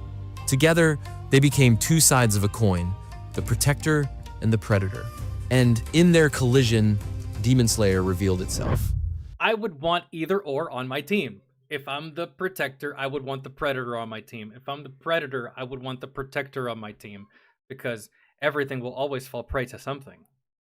So if I'm the predator, I want to have that protector because there might be something out there that could quite possibly whoop my ass. Not just as spectacle, but as philosophy. Don't spoil it, but like, do they eventually... I just said don't spoil it.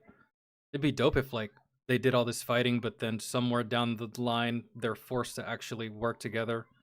Or no, he killed him, right? Or he just gave him an L, maybe. They didn't fight to the death, did they? It's just like submit type stuff? Maybe? Convictions that feel carved into bone, but what pain could etch such beliefs so deeply? Before the demon, there was a boy. And this boy was Hakuji. His life was built on loss. A father slowly dying in bed, a son stealing medicine to keep him alive, the beatings that followed, and then the note, his father's final act. His father ended his life out of shame, unable to bear that his illness had driven his son to theft. And with that choice, Hakuji was left truly alone, carrying not only grief, but the crushing weight of guilt. He was branded a criminal, scarred by punishment, a child convinced that his very existence brought nothing but ruin, until Keizo appeared. The dojo master looked past the shame and the scars.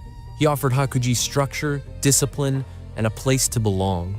And in that home, Hakuji met Koyuki Keizo's... That was the best place for him, but his earlier trauma was going to grip him harder than his trainer could. help him, I suppose. You know, because your trainers, not only do they oftentimes, you know, they help you physically, but they can also help you mentally. That was impossible for the trainer, I feel. He was only destined for one thing, and that's what he became. That's it. With upbringing like that, shit. Either some kind of anti-hero or flat out villain. Daughter. She was frail, often fighting illness, but she was kind. Where her father gave discipline, You become disassociated with doing good because nothing good has ever happened to you. So it's just like, you fuck everyone that's not as strong as me because look what I had to do just to get here. Oh, you're not willing to do the same? Fuck out of here. Like, yeah. she gave warmth. For Hakuji, caring for her was more than duty, it was healing. In protecting someone fragile, he found meaning. In her smile, he discovered something he thought was gone forever: hope. For the first time, Hakuji imagined a future, family, love. But cruelty returned. The rival dojo poisoned the well. Keizo and Koyuki were gone. In a single act of spite, the fragile world Hakuji had rebuilt collapsed. Yeah. His mind broke. The grief of his father's death came back, sharper than before. Yeah. His trauma collapsed into rage. With his Yeah, there was no choice here. He didn't choose the villain life, dude. The villain life quite fucking literally chose him. bare hands, he slaughtered them all.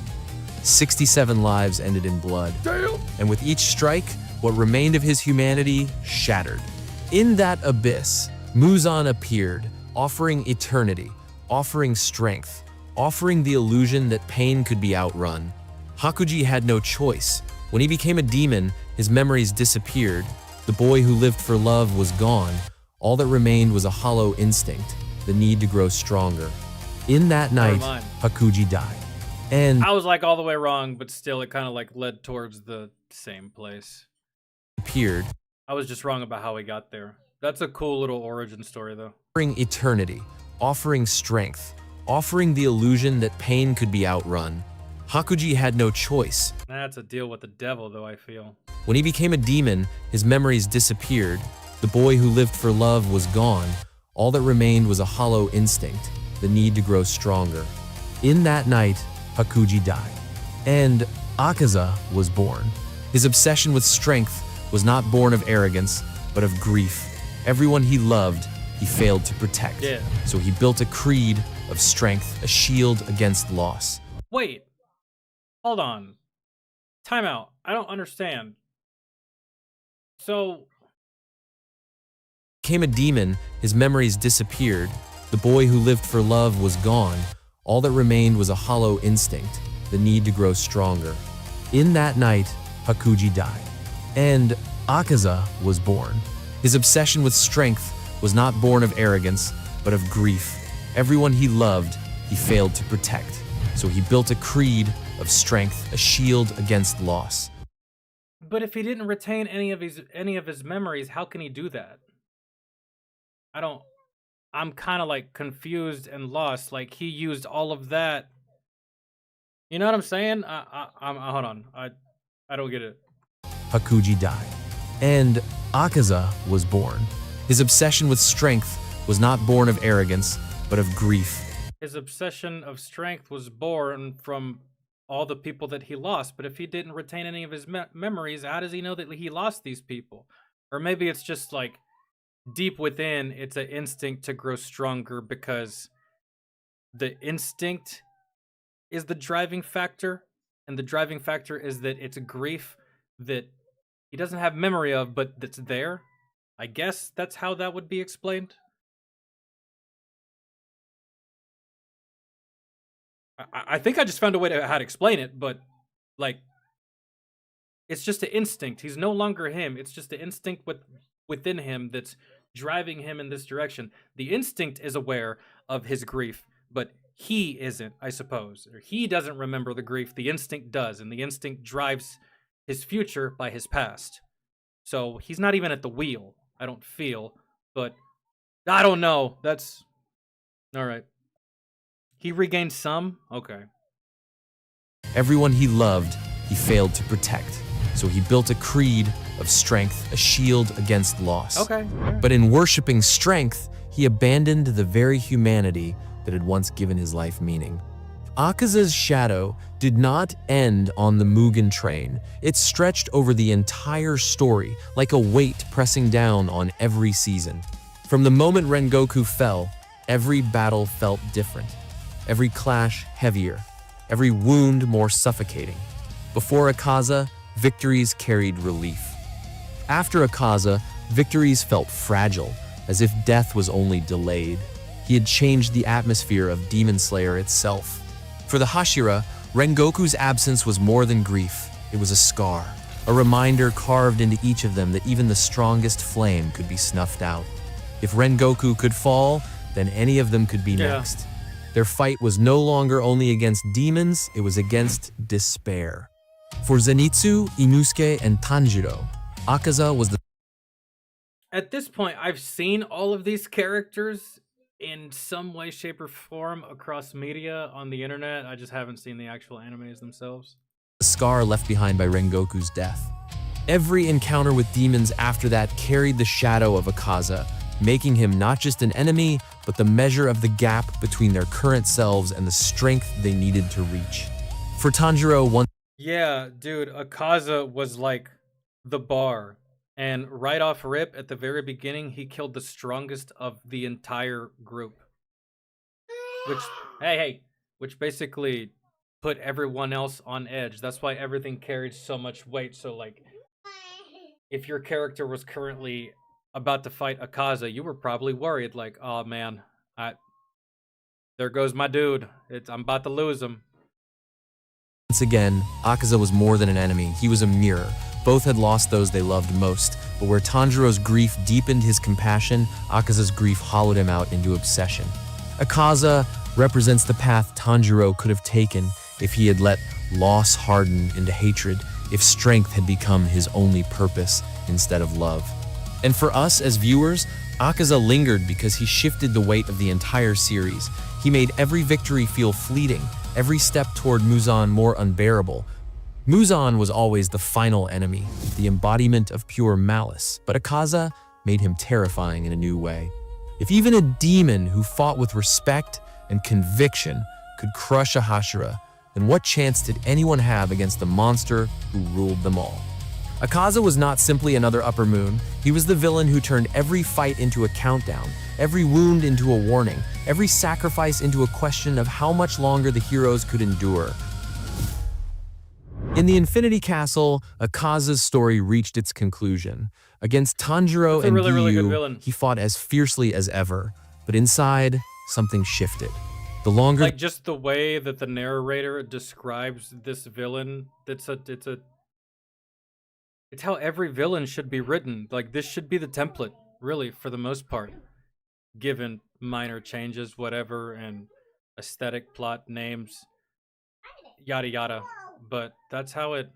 She's not being too loud, is she? But you know. The battle raged, the more the walls Muzan had built inside his mind began to crack. Memories he had been denied for centuries slipped through. The dojo, his father's quiet despair, Koyuki's gentle smile.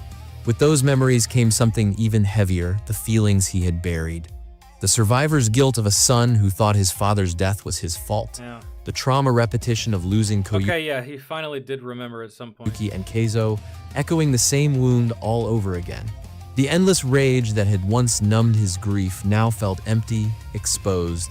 When Tanjiro severed his head, his body moved by habit. The instinct to regenerate, to cling to survival, surged, but this time, Akaza resisted. For the first time in centuries, he refused. And in that refusal came clarity. His obsession with strength had not been a truth, it had been a coping mechanism, a shield against pain he could never bear to face. So he just stopped fighting it, and now he's about to die. That deal that he made is about to expire. Strength had been his mask, so he let go. Not as defeat, but as acceptance. Acceptance of his failures, pretty much. Acceptance of his humanity, release from Muzan's curse, release from the compulsion to fight, release to finally face those he had lost. Wow, that's a really good ending. That's a really good send-off for the character. That's dope. As Akaza, but as Hakuji. And in that moment, the fractured psyche of the boy and the demon came together. He was not cleansed, but he was whole. Reborn, oh. Because the truth he had denied for centuries was the same truth Rengoku embodied with his flame. Strength without love is hollow, and maybe you noticed it too. Akaza never fought just anyone. The people who crossed his path all carried echoes of the life he lost. Rengoku was the man he could have been, strength used not for himself, but to protect others. The flame Hakuji once reached for before tragedy turned him away. That's why Akaza's offer of eternity wasn't mockery but sincerity. And Rengoku's refusal carved a truth he could never touch, that mortality gives sacrifice meaning. Whereas in your demon ass is taking lives and or possibly will die for no reason. Tanjiro carried something even closer. His words, his actions, mirrored the lessons Keizo once gave.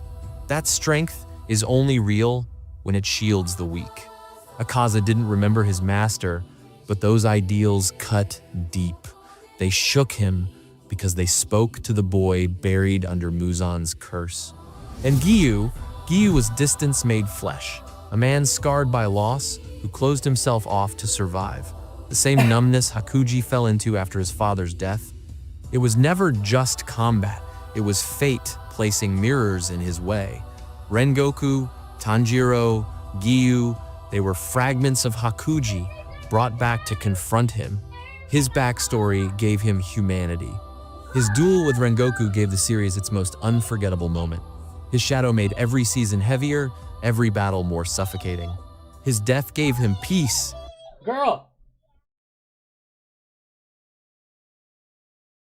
Through Akaza, Demon Slayer became more than spectacle. It became a meditation on strength, sacrifice, and the fragile beauty of being human. That is why Akaza matters. That is why his story endures. How many? And that is why he turned a good anime into a masterpiece. How many seasons of Demon Slayer? Anybody know? Yeah, that is a really good villain, actually. I kept thinking, I kept drawing parallels in my head to just different villains over the course of time that I really, really liked. And someone said Jaws earlier. Yeah, dude, Jaws is a fantastic villain. Depends on, I mean, who was the villain in Deep Blue Sea? I really like that movie. Speaking of sharks. For me, Deep Blue Sea was like my Jaws.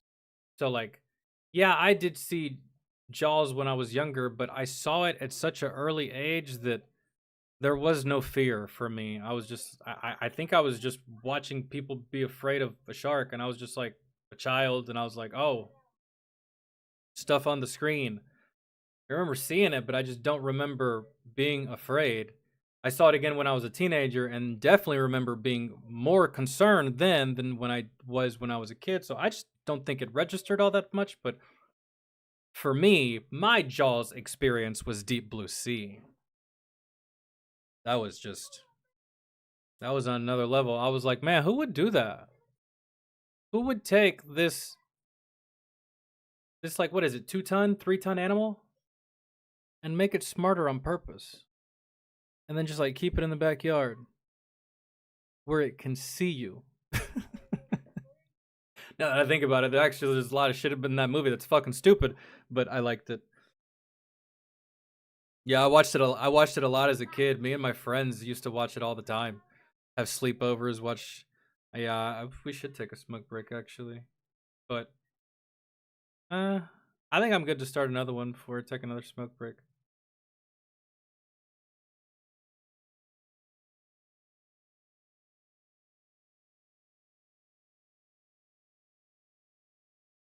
I also like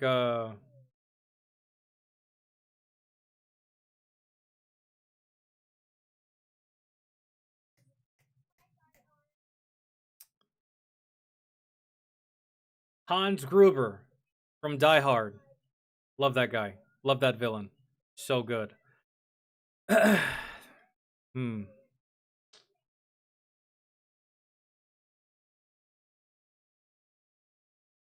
Trying to think.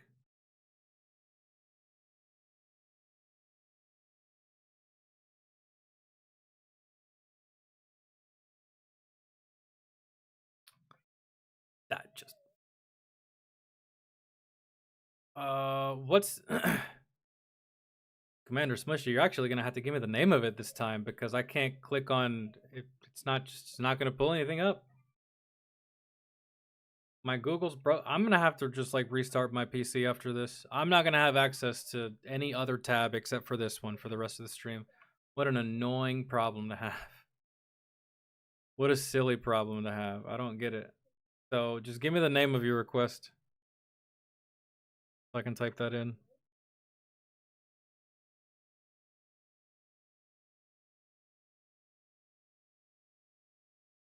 Oh. Okay.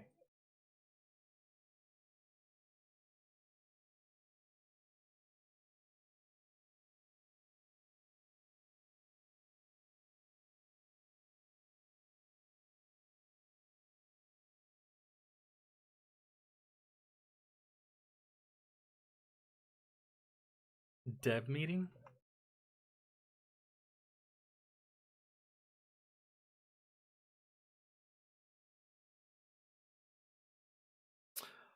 Oh.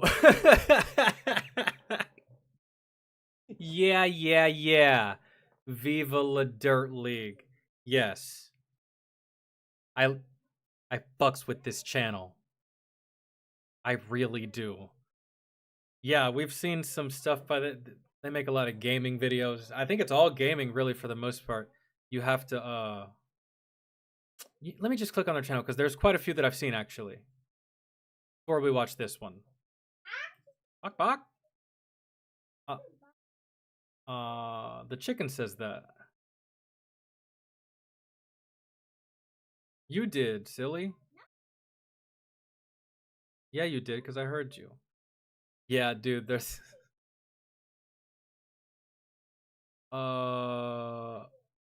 health potion logic. It's shit like that. I don't know if I've seen that one, but I've seen quite a few, probably via shorts. I probably haven't even seen the whole video. Shorts are what, like 30 seconds? At most 3 minutes, but how speedrunners look to NPCs. FPS logic supercut. Yeah. I'm down.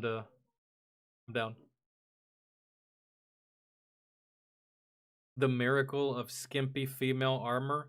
Dude, you know what game that shit is crazy on? Monster Hunter. With certain outfits, with the female avatar, you might as well just have fucking swimsuit. Like a two-piece. That's it. And they just be tanking damage with that two-piece. I'm over here fucking decked out, just armor coming out of my armor and shit. And they're taking the same damage I'm taking. It's crazy. All right, yeah, let's do it. Let's type that in. Camo, what's good? The truck from the movie Duel was a good villain. I don't think I've seen that movie. Yo, the bus from the movie. No, that movie had an actual villain. I like that villain. Even though he wasn't like grandiose or like he didn't have a lot of dialogue or like he didn't really have a lot of screen time, he was still there and the plan was solid. The bus was the actual villain of the movie, but Speed.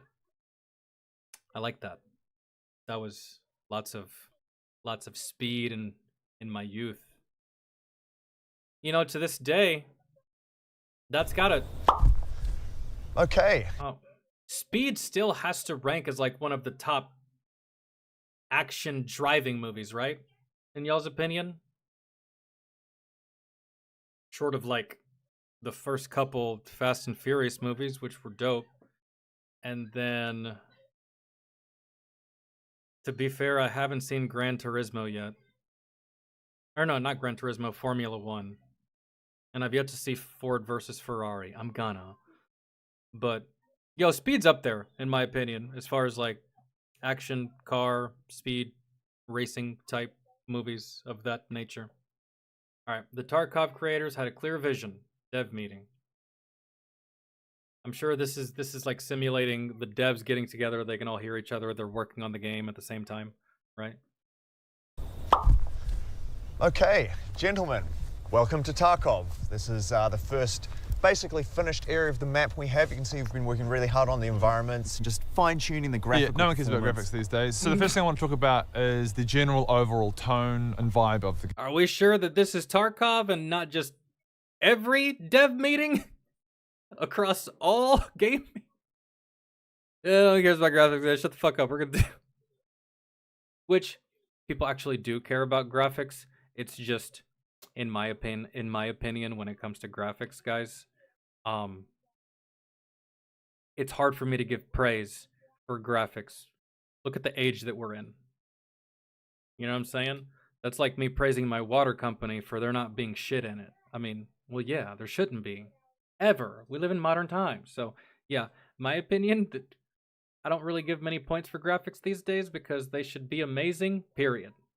Look at the age that we're in. Unless you're making your game with a fucking toaster and a refrigerator that has Wi-Fi, you better have some good damn graphics. Anyways, sorry. We can start over. Okay, gentlemen, welcome to Tarkov. This is the first basically finished area of the map we have. You can see we've been working really hard on the environments, just fine-tuning the graphics. Yeah, no one cares about graphics these days. So the first thing I want to talk about is the general overall tone and vibe of the game. Are there any updates on that? Well, that's my field. It seems like the video game industry is leaning really heavily into making games a little bit too fun. You've got your Call of Duties, you've got your Battlefields. Great games, very popular. They're just leaning way too heavily into this enjoyment factor, which I just find absolutely ridiculous. We want to strip the fun right back. But are we really committed to that? We are 100% committed to that. In summary, we really want to make playing Tarkov feel like getting punched in the dick. I absolutely love it. The feeling of being punched in the dick is definitely a vibe I want to. I don't know. I feel like I've heard a streamer say that before about Tarkov. I think. It may have been Dr. Disrespect. I don't know. But I swear I've heard a streamer say that verbatim. I just can't remember which one. In summary, we really want to make playing Tarkov feel like getting punched in the dick. I absolutely love it. The feeling of being punched in the dick is definitely a vibe I want to keep for this whole game. So the next thing I want to talk about is the new player experience. What's it going to be like when they first enter the game, when they're looking at their inventory? Are there any updates on that? Yes, well, I've been working on that. So we've not... To be fair, there are games that is like getting punched in the dong that are actually fun, that I like, and Tarkov probably delivered that as well. Some games are just tough, man, but they're still fun to play, even though it is like just getting punched in the face all the time. It feels like an uphill battle. It's rough, man, but to a specific audience, that shit's fun, man. So like for me, like shit like From Software, their games, yeah, it's like getting punched, man, a lot, repeatedly, and it's not fun at times, but the end result, you guys know. Noticed other games have very simple inventory systems. We're not going to do that, are we? Nope. So in Tarkov, new players are going to be greeted by an inventory screen that looks like a spreadsheet. There'll be tons of bullets, tons of magazines. I can't lie, that shit's off-putting. Tons of guns, a whole lot of items you have to identify. People are going to be so freaking confused. It's so confusing, and I gotta tell you, it's off-putting. And I've seen people play Tarkov before. I've seen gameplay of it, and anytime I see them pull up that menu, in the back of my head, I'm sitting there thinking, see, that's kind of why I don't want to do this, bro. Like, that shit is a lot. That shit makes PUBG look like it's not even that bad. Because I remember the first time I saw PUBG, and I saw the looting system, and I was like, oh, God, that's too much. That's a lot. I don't want to deal with that. But, dude, Tarkov is out of this world with their inventory. And I played a game like Tarkov before called Delta Force that also has an extraction game mode. And even that game went the same route, man. Inventory is just bananas. And I'm just like, ooh, this is just... Looting becomes full of anxiety because just like the menu's so big, you don't know where anything is, you're trying to drag, and in the back of your mind, you're just like, I feel like I'm about to get shot in the back. I feel like I'm about to get shot in the back. I've been sitting here looting for like 18 hours. Someone has to be looking at me, right? So you're just like, oh my God, you're trying to move as fast as you can. with this, is madness, my friend. Gonna feel like they've been punched in the dick. Nice. However, let's go back. That looting system is wild. Tons of guns, a whole lot of items you have to identify. People are gonna be so freaking confused. It's gonna feel like they've been punched in the dick. Nice. However, I would just like to say that yes, this is an incredibly complex game. So we're working on a very robust tutorial. No, that we'll really... scrap the tutorial. So the next thing is going to be how health works in this game. How healing, how being injured, how does that work? Are there any updates on that? Can I ask you a question? Honestly, I'm not mad. When was the last time you guys actually engaged with the tutorial? It doesn't matter how hard the game is. It doesn't matter what the game is. I skip the tutorial every time. I'll learn as I play. I ain't got time to be doing all that. Unless you tied Nayeli, unless you tied rewards to the tutorial, I'm skipping that shit every time, man. Really. Yo, I'm saying Nayeli because hey, use our inside voices, all right? Okay. All right. Question. Have you ever been shot? I haven't. Never been shot. Would you know what to do had you been shot? Wouldn't know. This is exactly how we want the player to feel in Tarkov. If you get shot, we want them to just be angry, frustrated, terrified. We want it to be a really confusing, horrible experience. There are going to be over a dozen ways to heal in Tarkov, and none of them will make any sense. Aspirin will lead to dehydration, which will lead to death. My theory is if people aren't angry from start to end in Tarkov... Whenever I've watched Tarkov gameplay, it's the same experience that because I've never actually played physically Tarkov. Whenever I watch Tarkov, this is one of my biggest complaints.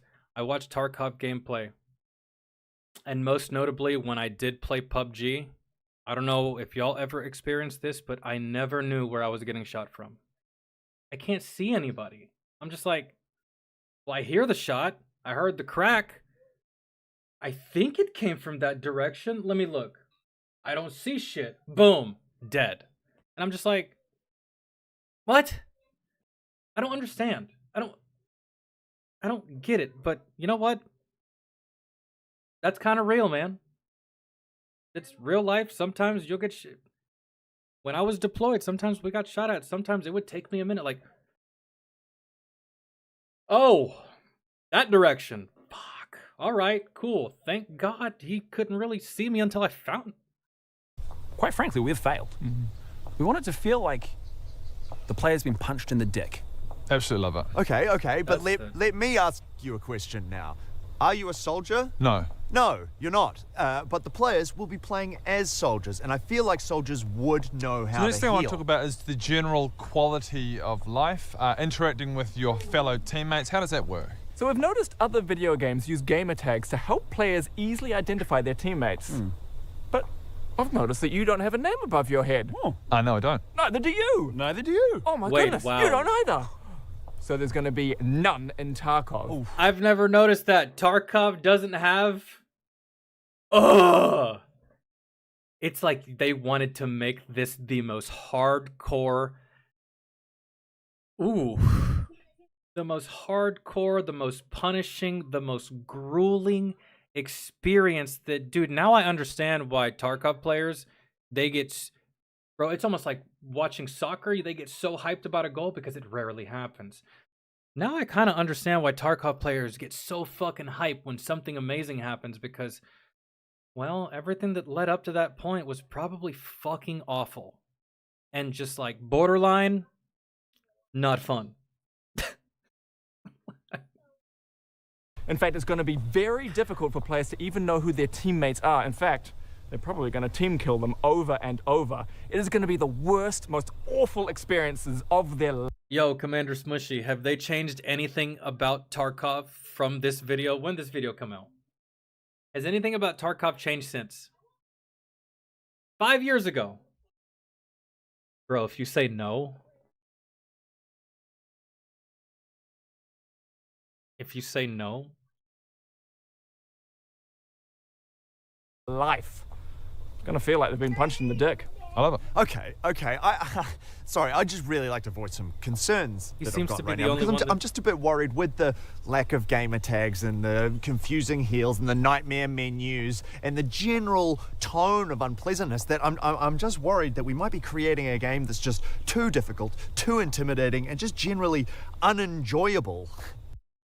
That's where you're wrong, my friend. That's the type of environment that's going to draw in elitist players. And I have a feeling that that's what we're dealing with right here. I have a feeling that this guy, and the other guy are elitists. I have a feeling that's their character, bro. Like, that's who they are. They're hardcore elitist players. Oh, you can't do it? Tough shit. No instructions, no tutorial. Fuck you. Get in there, grind it out like I did. Like a man. Right? And this guy right here, this is the casual player, right? This is the one that's involved. He's the one involved with the fairness and the good behavior and the encouraging teamwork and stuff like that. And the other ones are just like, nah, man. All these ideas that you're throwing out, that just seems like some shit we would see in Call of Duty. That's not what we're going for. And the general tone of unpleasantness, that I'm just worried that we might be creating a game that's just too difficult, too intimidating, and just generally unenjoyable. It is intimidating. Just like real warfare. Love it. Lock it in. Okay, I guess go punch myself in the dick for some research. Yeah. You know, you might not be able to tell from that seamless editing, but that skit was very difficult to film. We really struggled on this one. We really struggled. That means there are a lot of bloopers from it. And you can go check them out on our Patreon page. They're Yo, I'm down to I'm down to watch more gaming related shit from Dirt League. We don't watch enough, to be honest. But we have before. I wish I could spot the ones that I've already done, but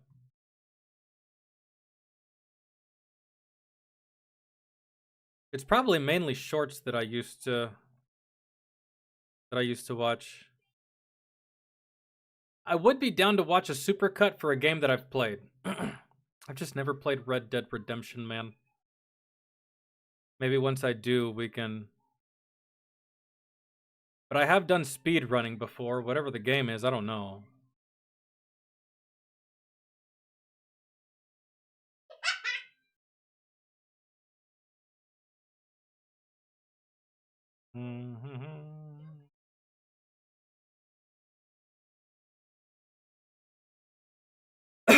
Female armor in games sometimes looks better than the male armor. And as long as the game allows me to flip-flop my gender on the fly, I don't have a problem.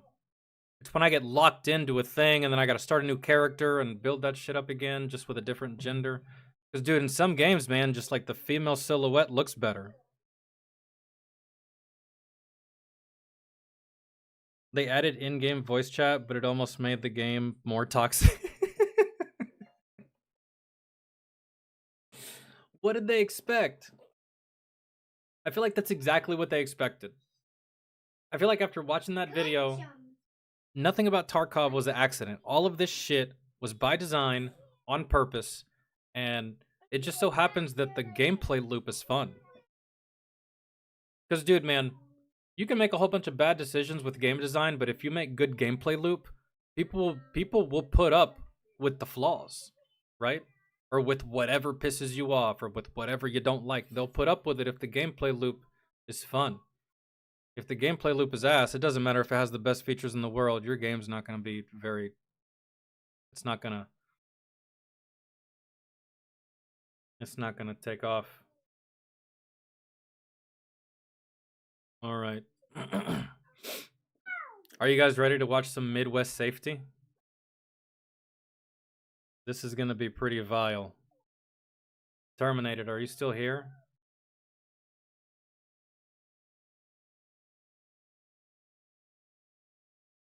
Yeah, Commander. Yeah, that's what I'm saying. That's why I like games that I like games like that. It's just I don't know if I'll like it for a shooter. Love it for stuff like, you know, slaying big monsters and, you know, the Dark Souls type stuff. But man, having that same level of uphill battle, everything being so hardcore hard in a shooter, maybe one of these days. Even if I wanted to right now, I can't play Tarkov. This PC can't run Tarkov. I definitely wouldn't be able to stream it. So, but one of these days, I did try out Delta Force, and Delta Force has a extraction mode that it's pretty good. It's definitely not Tarkov, I'll tell you that. If you had to choose one, I'd feel like everyone would choose Tarkov over Delta Force. But Delta Force also has like conquest style gameplay like Battlefield. So prior to Battlefield 6 coming out, I had it itching for Battlefield, but didn't want to re-download 4. It would have taken 30 minutes, but that was longer than I was willing to wait. So I just downloaded Delta Force, which is free. And I tried that, and I was like, this is actually pretty decent. I mean, this is pretty good. It's not bad. Yo, what is so funny? What are you laughing at? Are you laughing at me? Oh, good lord, girl.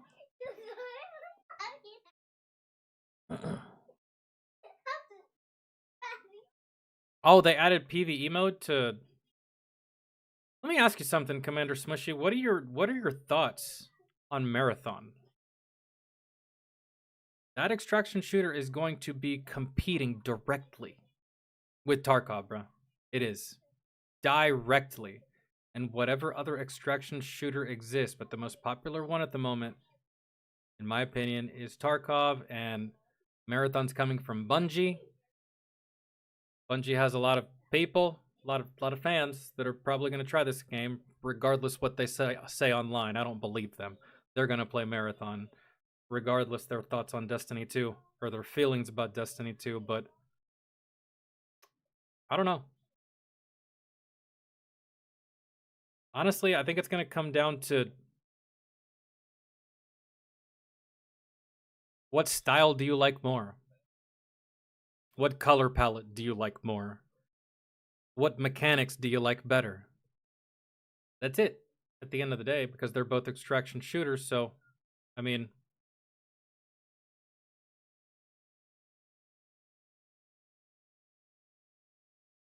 oh, you haven't even heard of it? It's shaping up to be something that, I mean, dude, I'm not an extraction type of player. The most I'll go is Battle Royale. Not to say that I won't play an extraction shooter, but up to this point, my only options are Tarkov and really, really difficult games like that. From what I've seen from Marathon, it doesn't look as hard as Tarkov, mainly because it slightly looks like Destiny, and I'm used to that.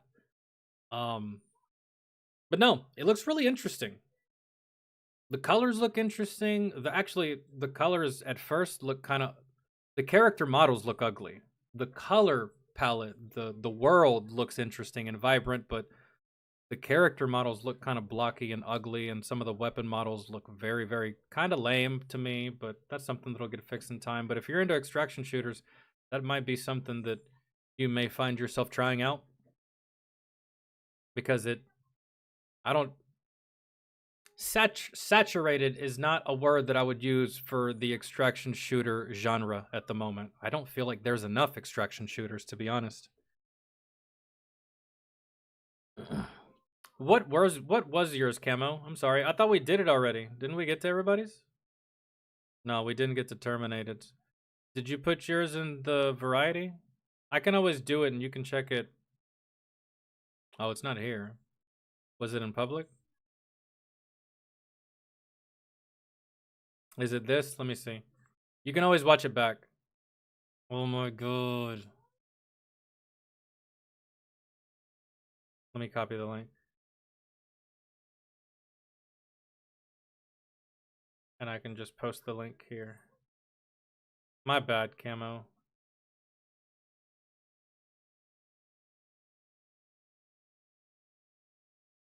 Is this it?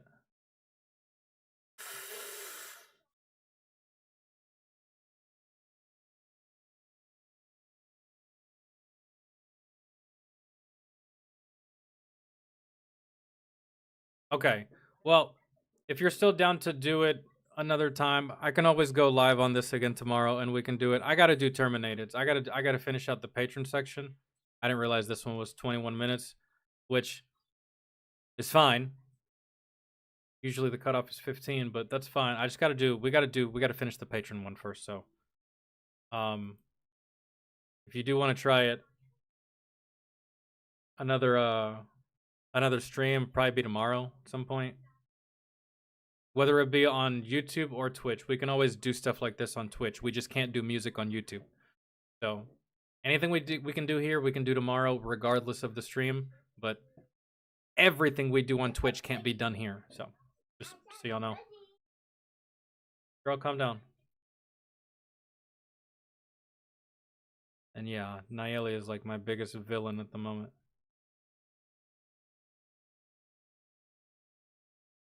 I gotta do this whether Terminated's here or not. He can always watch this back.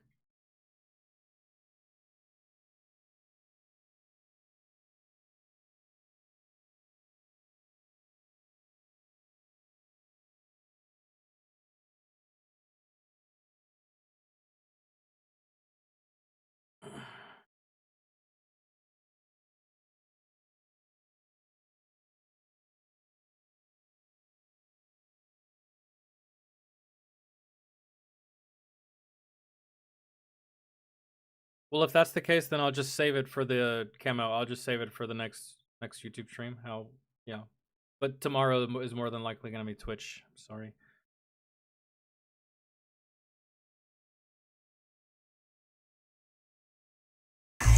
What budgets? 3-year-old. Beat her.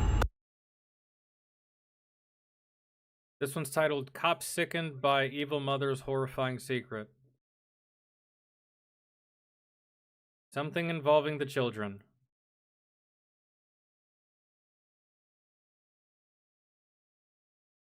What budgets? 3-year-old. Beat her kids. Just before 4 in the morning in Albuquerque, New Mexico. You know how awful you know how awful the situation has to be for police officers to respond like that, to react like that. Ugh. Usually they maintain professionalism for the most part, man. Even if what they see is horrendous, they will still be as normal as they can in the situation. Medical professionals called officers after finding suspected child abuse. Where's everybody? Okay, I was just the little girl. Oh. She's unresponsive. Okay. Yeah, I'm improved.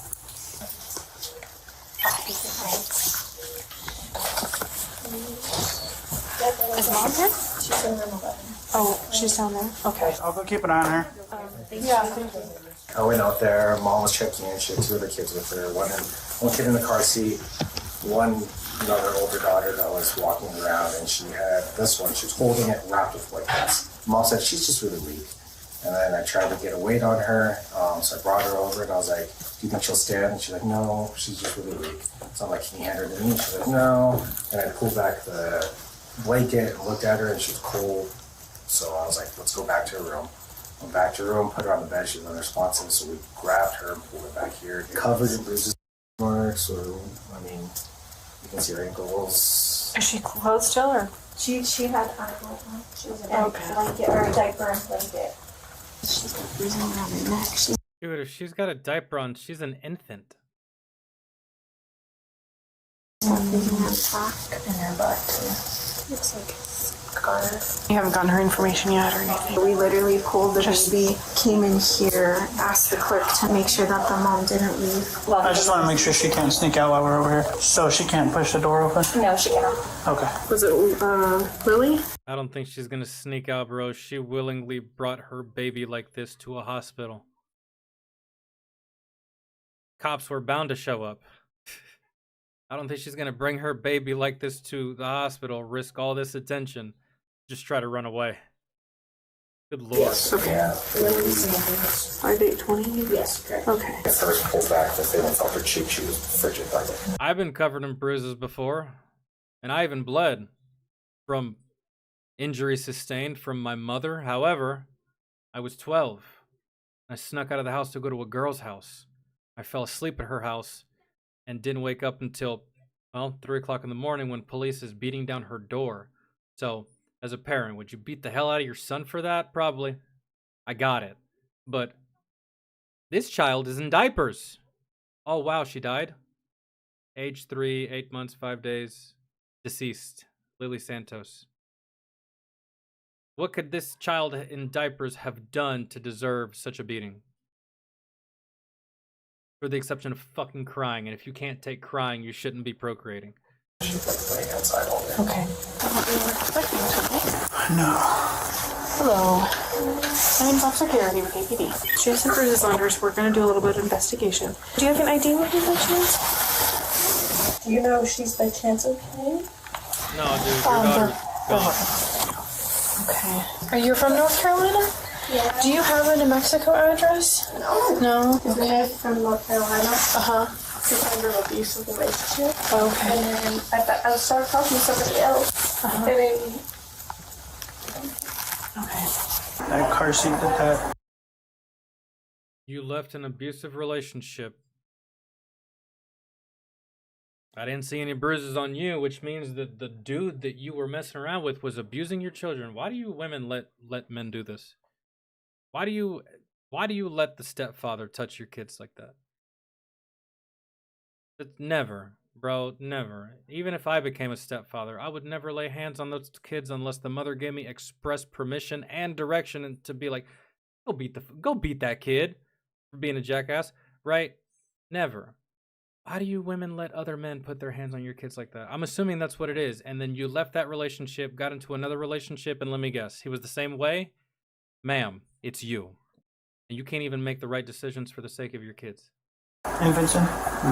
Looks like a toy car seat. Like there's just like a foam piece behind him. and then we've been trying to drive. Where's your final destination, I guess? I was gonna just get here and then I was gonna try to get a hotel for the night. I was gonna call churches or somebody, see if we could by chance get help to get a place. Sure. What led us to here tonight? She was really sick. Okay. And then she just wouldn't eat for the night to take like a nap last night or whatever. And we woke up and we weren't far, but I was too tired. Okay. I just couldn't drive anymore. Where were you at before you came here? Let's say right now it's Friday night. So But I've heard Massachusetts, I've heard New Mexico, and I've heard South Carolina. What do you... Friday afternoon, or maybe late Thursday night is when you left Lady has moved more than I have. Massachusetts? Yeah. Okay. The distance between Massachusetts and this hospital is over 2,000 miles and would take roughly 31 hours to drive. Carrie Non-stop, too. insinuates she's done just that. How long has she been sick for? A couple of days. Incidents in the past couple of days? Has she fallen? She's very weak, so yeah. From like where? Like off of a toilet. You know what's going on? There's just so many... Well, so this is just... Lily's injuries are at different healing stages, indicating they were received over a period of time, not just one fall off the toilet. Part of our investigation, like I said, usually when children arrive in the hospital, and she does have some bruises, we just start an investigation. She's asking if she ate anything. Oh, I don't think so. I know I wrapped her up with her blanket to keep her warm. Yeah. Did you notice she was getting cold? Yeah, she was cold. Okay. But she's been shivering. I guess it's just a fever, but... Although in blankets, Lily was listed as wearing just a t-shirt and diaper. That night, it was 28 degrees Fahrenheit, or negative 2.2 degrees Celsius. Have The child shouldn't even be outside. they been victim to any of the domestic violence? How cold? Hold on.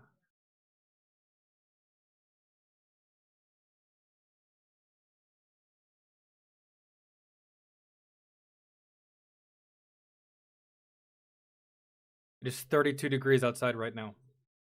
I will be damned if I let my niece go outside for anything, for even a second. But I don't know this lady's circumstance.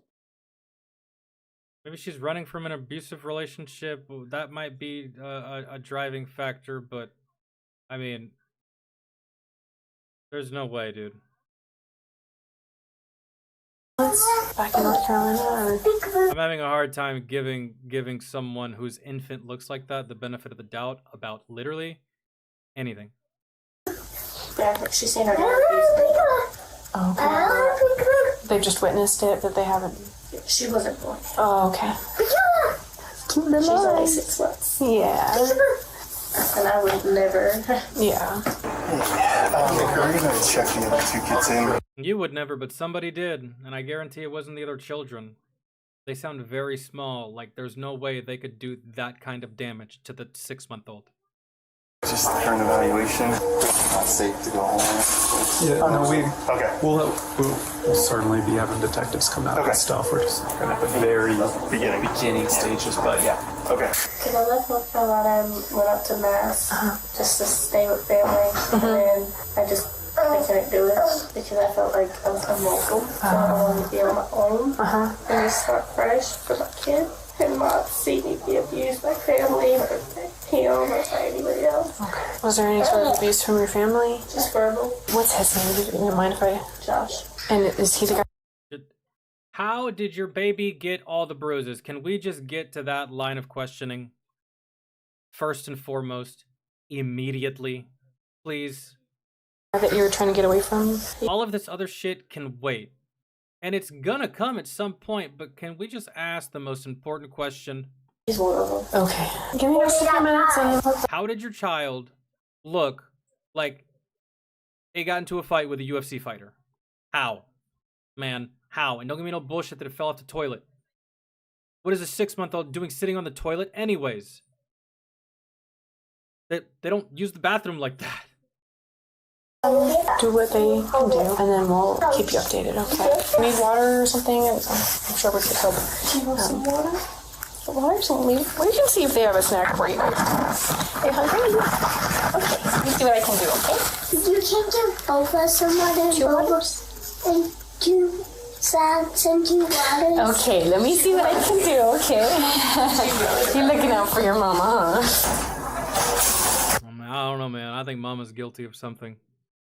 Just I don't know who did that to the kid, but she is, if she's not guilty of doing it herself, she's guilty of negligence, letting it happen, looking the other way, I don't know, yada yada yada. I can almost guarantee she lived with an abusive dude that she put up with him putting hands on her kids because he let her live with him. I have not heard anything yet. Okay. She's on paradise. They each have 3 separate dads. So it sounds like she's trying to escape a domestic violence situation. I knew that she had just been driving, and was shivering. So that's when she drove to bring us here. This doctor right here doesn't believe a word of that. He was under 80 degrees. But yeah, he's got bruises. The only thing she said about that was that she fell off the toilet yesterday. And was in the car seat, basically, probably for more than 20. The doctors don't believe it. The police don't believe it. Nobody believes this lady. Our concerns with the kids. Is there a possibility they could get like water or do Yeah. have to check the kids though too? Because if they're hurt we may not want them to. If they have bruising in places that we can't see. Okay. I just need someone to take custody. What might be best is if we put the kids in a different room first, even if the oldest daughter freaks out a little bit. We can bring them onto the conference room. Okay. What did you say her car was? A Kia. Okay, is With it a Massachusetts. in the parking structure? Okay. Officers. Does the car? That's the car. Does the AC not work? You can't turn the heat on in the car? Like, dude, I don't even think this baby... It's hard to tell. I don't want to make any assumptions, but it's hard to believe that this baby died from cold. I think this baby died from whatever damage was done to it that led to the bruises. Cold may have been a contributing factor, but like, dude, this seems like a car where the heat works. I've been in a car for 31 hours and I wasn't blue and freezing to death because you turned the... Find Carrie's Kia in the parking garage and You know, I take guarantee if it was summertime, this kid would probably still be dead. It would just be in the car with the windows rolled up while this lady shops at Target.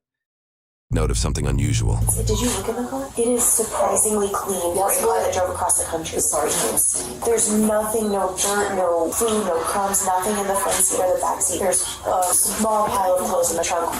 So, Carrie, we just have a couple questions for you separately. Could we speak to your officer down the way? Well, my officer will stand with you. He'll see her right here. We'll just follow me here. Okay. I just want to say hi. You want a popsicle? Like popsicles, what color do you want? This lady is guilty. I just don't know of what. Purple one? Let me get you a purple one. Could I check a couple things? Can I just see your tummy? Make sure that's okay. No? Okay. How about your legs? Your legs feel okay? They don't hurt at all? How about your arms? Do they hurt anywhere? No. Hospital staff's just gonna try to get those kids admitted before they let her know what's going on. So.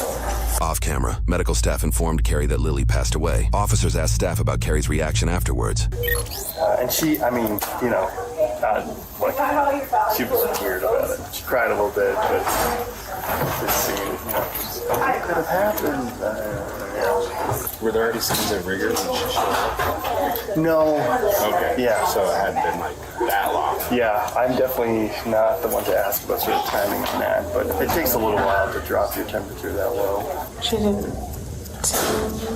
impact by your nose? She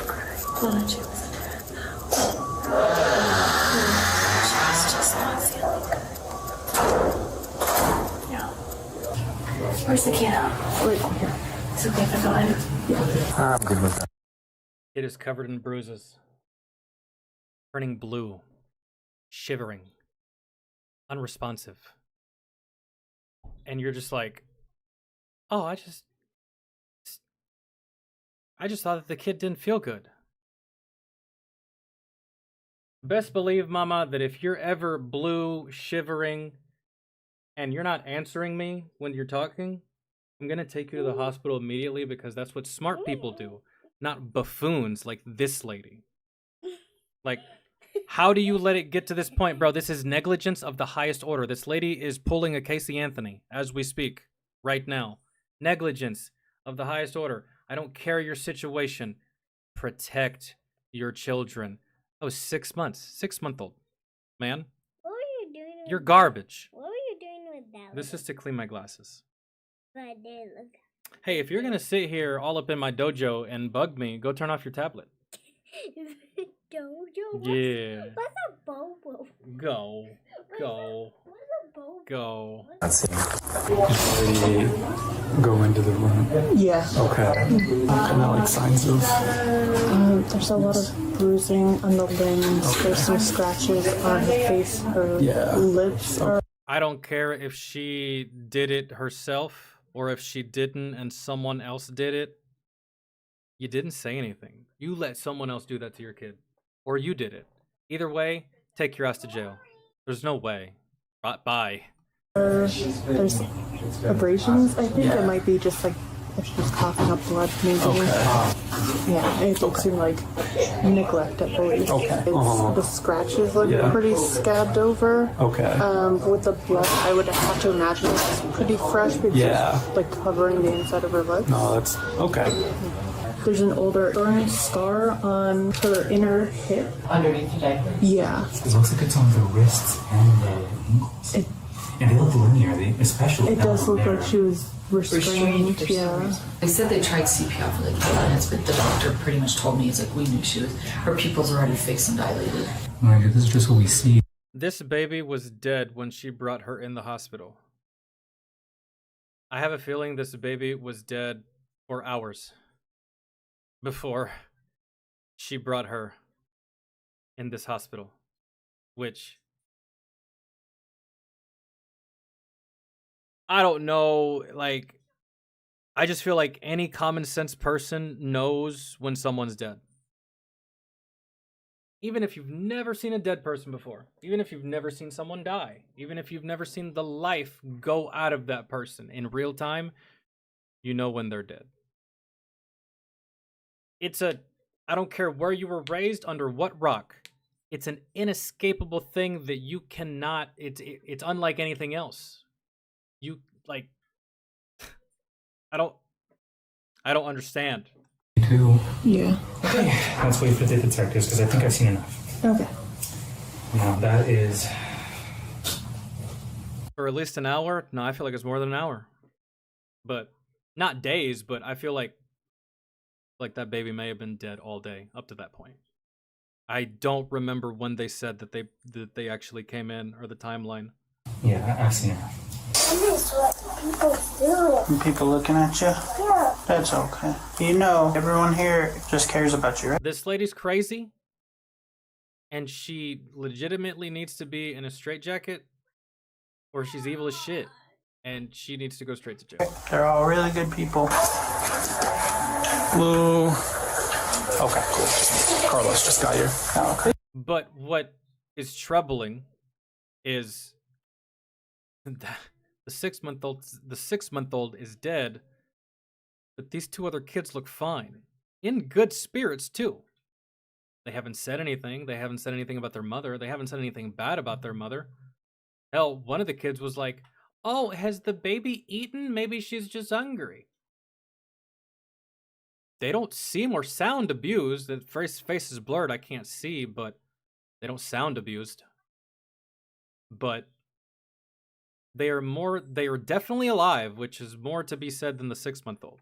Hey, sweetie. How are you doing? I like your and one shoots. Hi, I'm Carlos. You guys don't mind just hanging tight with them for now? Yeah. Oh, I like that sticker. Yeah, it's okay. Don't fuss. Before questioning Carrie further, officers reviewed her records in North Carolina and Massachusetts. Outside of traffic infractions, they found a notable Child Protective Services report. With this in mind, homicide detectives have now arrived and proceed with her interrogation. So, she's in the system. She's definitely had problems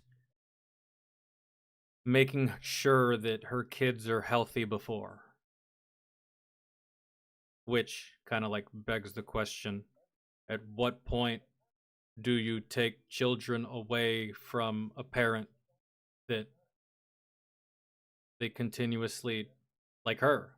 At what point do you take her kids away? First, second, third, I don't know how many times it happened, but she's in the system, bro, and they know who she is. Like, they found her there. And what is it again? They found a notable Child Protective Services report. Rap sheet. Probably a mile long. At what point do you take her kids away? Because now one of them's dead. Found a notable Child Protective Services report. With this in mind, homicide detectives have now arrived and proceed with her interrogation.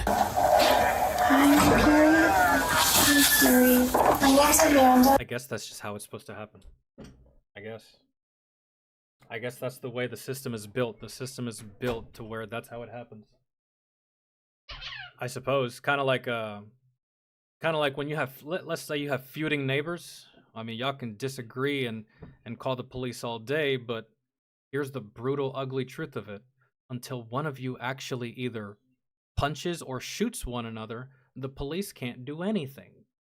So, I mean, yeah, we could probably sit here and say all day, take her kids away, they would have survived. But, like, I mean, how much power can you exercise on this lady? Until she shows without a reasonable doubt. Maybe she was just head above water for as long as she could, and then one of her kids died, right?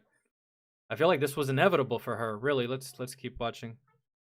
This is Chris. Is it okay if I sit and talk to you a little bit while we wait for the chaplain? Because one body camera is obstructed by clothing and the other is placed on the floor away from Carrie, she is difficult to hear. In summary, Carrie recounts being in an abusive relationship in North Carolina where she was threatened with death. She left for Massachusetts, pregnant with 2 children to live with family, a timeline that aligns with her traffic infraction records. While in Massachusetts, she birthed her 3rd baby and claims she endured abuse from her family.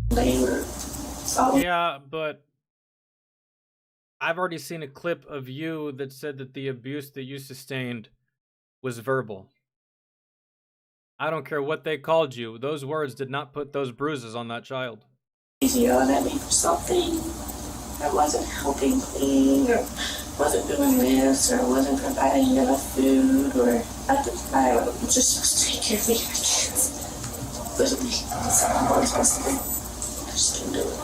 I just want to. Hey man, and that's a tough break. You're probably not the only mom out there that's struggling with her children, but here's the difference between you and all these other moms that are out there trying to make it work. Their kids are alive. You just, bro, how did this kid, what did you do? Carrie then shares she only got to Albuquerque a few hours ago. Detectives then asked her to recall what caused her to bring Lily to the hospital. She was trying to get her to eat. Did she say anything to you then when you were carrying her in? Didn't she say that she was 6 months old? I don't think 6 months old. I don't think 6-month-olds speak. Julie, I seen her eyes open, but she was. I guess it was. She was just. Nah, bro. The way that the doctors describe it, this child had more bruises than Andrew Tate with his most recent fight. In no way, man. And we all know why Andrew Tate got those. It's obvious. But again, how the fuck that happened to your baby? Just answer the. They haven't asked it yet, but like, I really wish we could just like, lady, you're full of shit. What? How did this? Sick, and it got worse. I was telling you, I didn't want nothing to happen.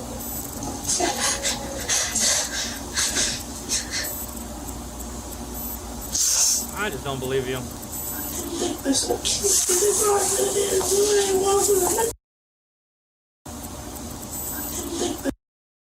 I didn't think this would kill her.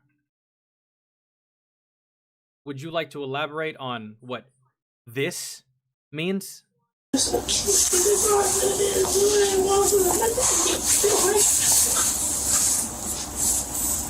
The only thing I got out of what she just said was Waffle House, but I'm sure that's not what she said.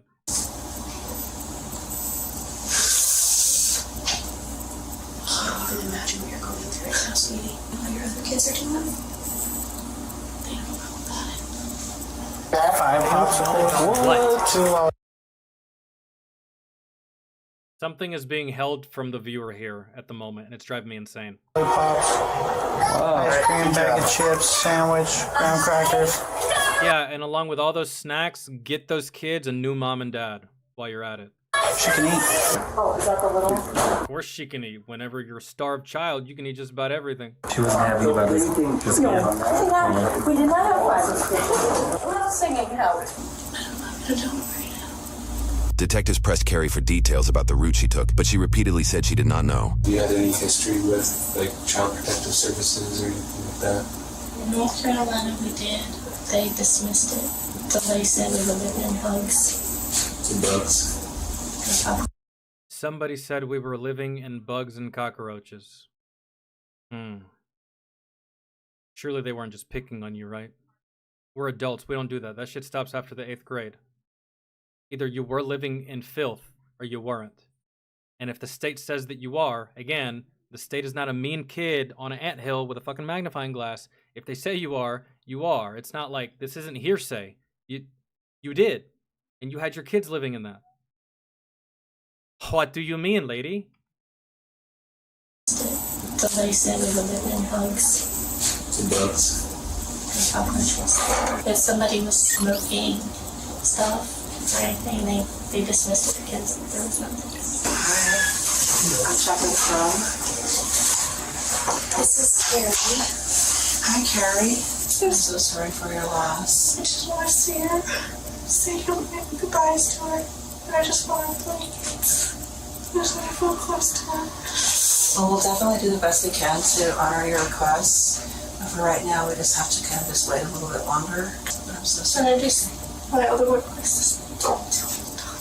I can't feel bad for this lady until I get more information. Like, there's just no way. Casey Anthony vibes all over again. Like, Nah, man, you did that to your baby, or you let somebody else do that to your baby. There's no fucking way. I can't think of a single scenario on this planet where I would ever let anyone willingly beat the hell out of my niece like that. Or if I had a child, beat the hell out of my child. That wasn't the biological father? Shit. Nah. No.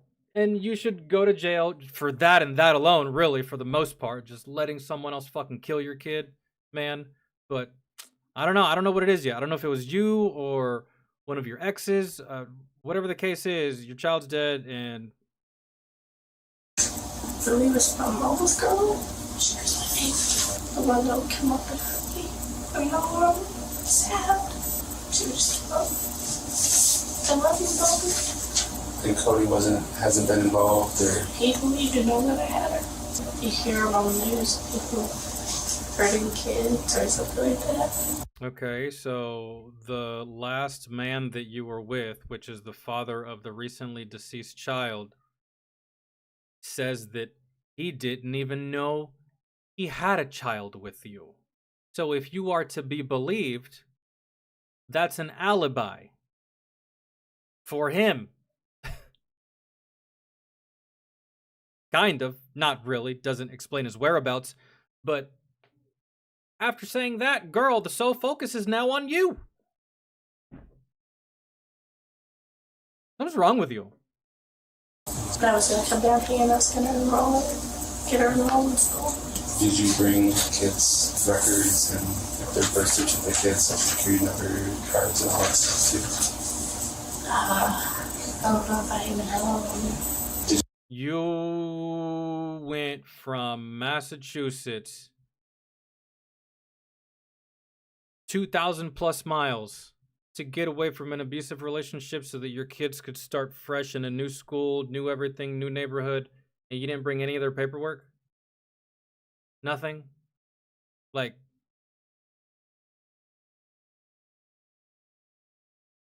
Do you have them in Massachusetts? I had them. I just don't know. It just seems like I really hate. And you're not gonna call and tell them, are you? you're worried that the cops are going to call your parents? That just goes to show you this one's state of mind. Yo, her daughter just died. And she's literally sitting here. You're not going to call my parents, are you?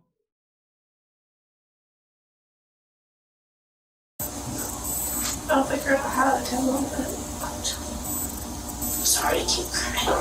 It's not something you have to be sorry for, sweetie. I'm just gonna put this out there, just so you know. You better be careful because that lady next to you is a chaplain, not your legal counsel. I am a good and I don't think so, but You let your daughter die. Or you did it yourself. I don't think so, man. Just like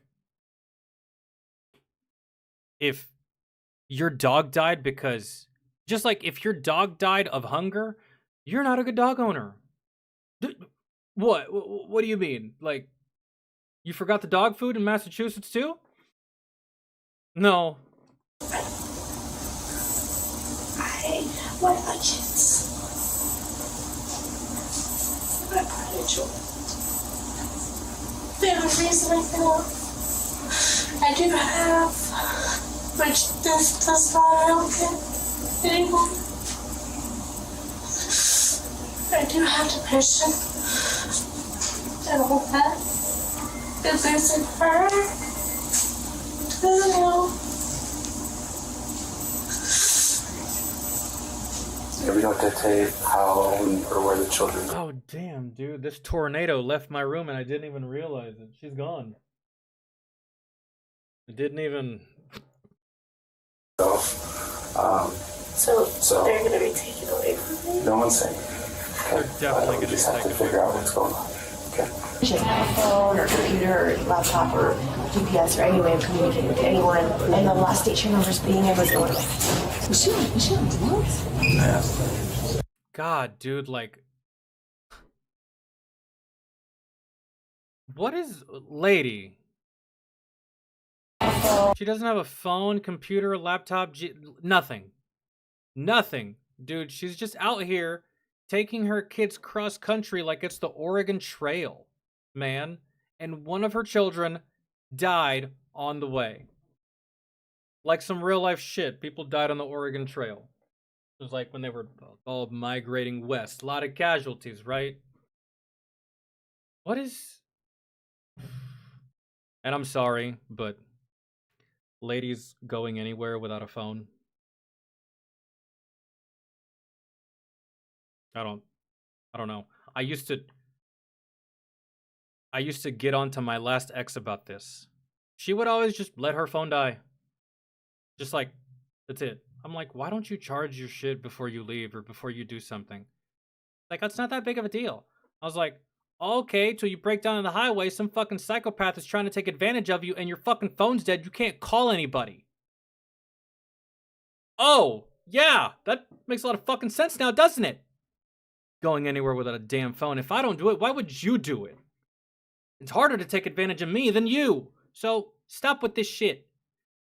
Anyways, that's a little off topic, but still, like, bringing your kids on this trek that has literally, you had no plan. You just got in the car and drove until you had to stop. And the reason you had to stop was because your daughter died. It's so strange. Where the children go. So they're going to be taken away from me? No They should. Okay.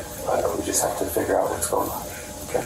She doesn't have a phone or computer or laptop or GPS or any way of communicating with anyone. And the last station numbers being able to go away. Was she on drugs? Yeah.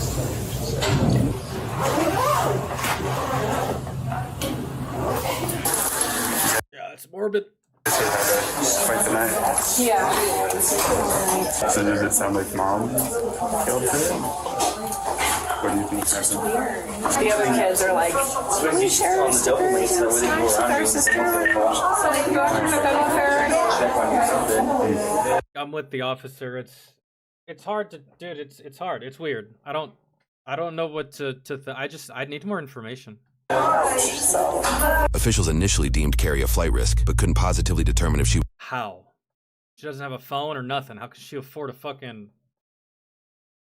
She can't afford to go anywhere. At all. Not even her car. was responsible for the injuries. Due to the nature of the situation, they set up a hotel stay and provided her a cell phone for contact. And they're going to help me get clothes, right? Yeah, they'll help you get clothes, food, things like that. My kids are doing okay. Oh yeah, they're doing okay. I mean, oh, did you? She likes to lose. Take note of the... Wait. I mean, oh, did you? She likes to lose. She likes to play with the shoelaces? Massachusetts. Oh. Damn. That's interesting. Because a little while ago, the coroner and the nurses, as well as police officers, were examining your daughter and noticed that she had restraint marks on her wrists and on her ankles, like someone had tied her up. Interesting that you bring up shoelaces. That's probably what you used. It's not a good situation. I give this to you to hold. Yeah, I do enjoy it. Some days are definitely harder than others, but... Like having to drive in a car with the same lady that killed her daughter and not being able to... And just having to talk to her like she's a normal human being. Probably the hardest part of this officer's day is right now, right here. Not necessarily. I'm really sorry you're going through this. He's just saying that. I feel like he's just saying that. There's a lot of shit that officers say that I feel like they're just saying that in the moment just to be cordial. Congenial conversation, right? Keep things flowing. Make sure that your passenger doesn't turn aggro. I guarantee he doesn't believe that. Yeah, that'd be good. Good thing to have. Yeah, I've never seen someone whose daughter just passed with that kind of smile on their face. I'm telling you, man, they tell on themselves. They always do, man. grief doesn't look like that. And I understand, and I'm willing to concede that people grieve in different ways, but dude, come on. Come on. Does that look like the face of grief to you? Does that look like the face of someone who just lost their pride and joy, everything in this world? You got my charger? Oh, cool. I got breakfast. Oh, not thanks, officer.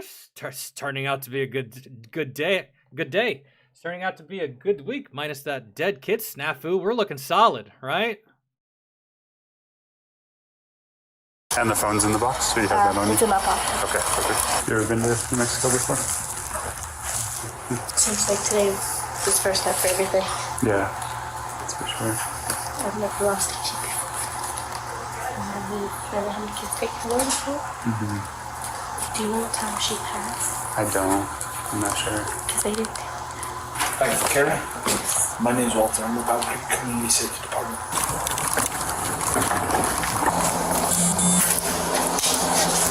Yeah, I understand. They have to have good bedside manner. I get it. It's like, but dude, that's gotta be hard. To just like hold your tongue, man. I've seen some officers slip. And for good reason too. It's not like they were being malicious about it. But I've seen some officers, they let the mask slip because some people, man, you can't hold it in. You gotta verbalize it one good time so that they know, everybody knows, you feel better, right? It's just like one of those things. At least she's with my grandma. My grandma will take care of her. I know it's going to be hard, but try to get some sleep. I think that's going to be the best thing for you. You take care. Call us if you need us, okay?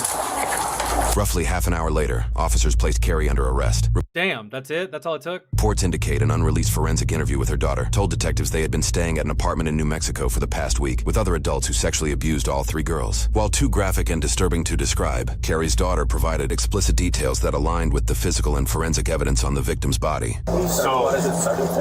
So, you...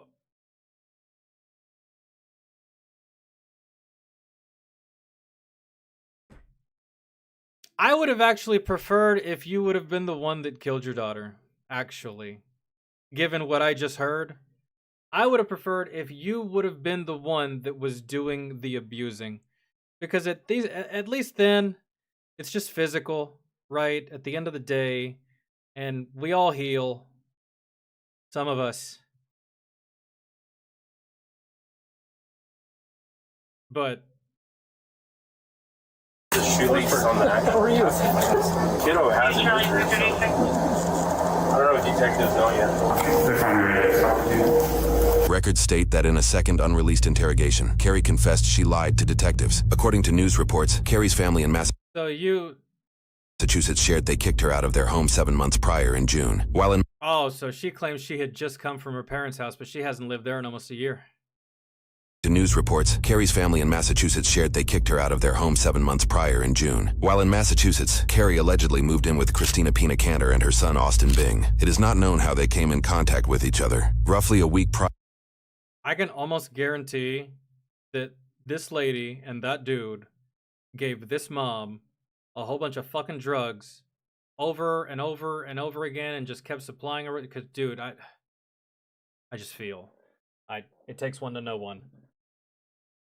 But, and you just look the other way while these two fuckers either abuse your kids or let other people abuse your kids.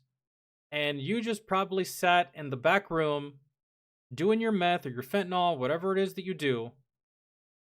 I can't imagine you would be that ignorant just simply under the influence of weed. Or maybe that is the case because you're just that negligible, that awful, you don't give a shit, you never did. And in fact, you were probably even praying for this. One less mouth to feed, right? Jesus Christ. Prior to this night in January, Christina told Austin and Carrie they were going to move to New Mexico to live with her boyfriend, James Welch. They drove from Massachusetts to James's apartment where the alleged abuse occurred. Carrie allegedly told officials Christina and Austin restrained Lily with shoelaces before continuing abuse. Her daughter also described the scene to detectives, indicating her mother, Carrie, did nothing but watch. Carrie allegedly stated she argued with the other adults after the fact about bringing Lily to the hospital and was permitted to go only if she promised not to tell authorities where she came from or how. You are quite possibly the biggest piece of shit I think wow. That's insane. The people abusing your children were like, hey, actually, we may have gone too far. We got to take her to the hospital. And you, the mother, said, do we really have to, though?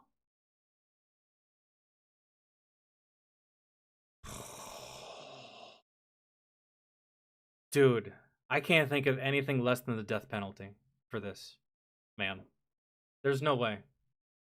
There's no absolute way. How Lily was injured. This may be why Carrie suddenly stops talking during her initial questioning when she says she was talking to somebody else. I started talking to somebody else. Later that night, officers moved in to arrest the other 3 adults. Get ready to go live. That is, For 30 at Police department. Police department, open the door. James? Yes. Welch? Yes. Step out, please. Who else is inside? Christina? Yeah. Step out. Turn around, face away from me. You're being detained currently. We'll explain everything to you in a moment. Who else is inside? Nobody? So if we find somebody inside and you turn out to be lying... Can you lock my door? Not yet. No, I'm sorry. Austin! They already know you're here. Come out. Put your hands up. Get your hands out of your pocket. this motherfucker legit. This motherfucker lied and then got caught in a lie 20 seconds later. Is there anybody in the house? No. Promise? Yeah. You know if there's anybody in there. Austin, get out here. We know you're in there. God damn it. Step out and face away. I just got my shoes. All right. No. Step out. Yeah, Face away. yeah, what's going on? Face away from me. Yeah. Put your hands on your head. The champagne pit? Yeah. No one else is inside? No, no. We'll come and talk to you. Guys, I just want all of you to know that if I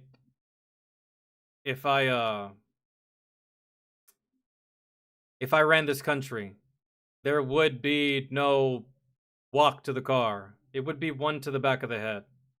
I feel like everyone else but these types of people deserve due process.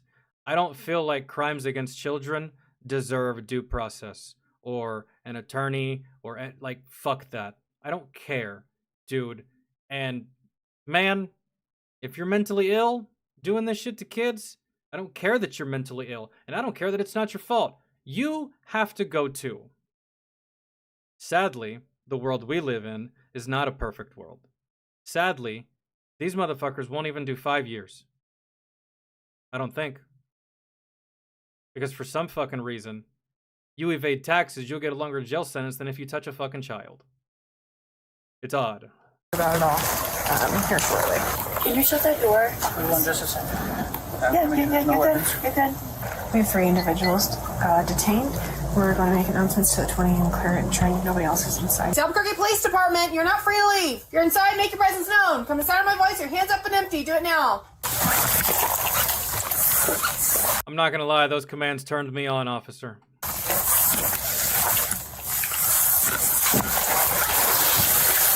There. Oh, it's just Sure, 65 P, 20's clear.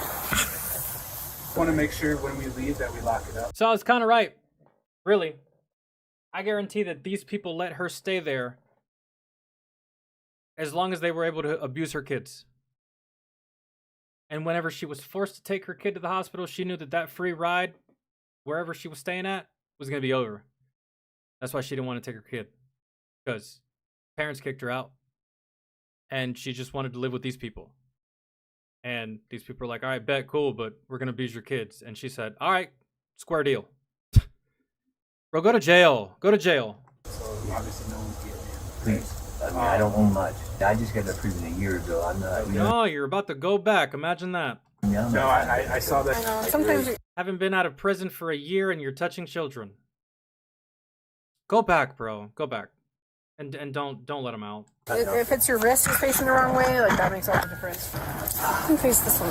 All right. Thank you. You're welcome. Then take a seat and I'll get you a seat back. Don't say anything. I've worn both types of handcuffs before, by the way. These suck.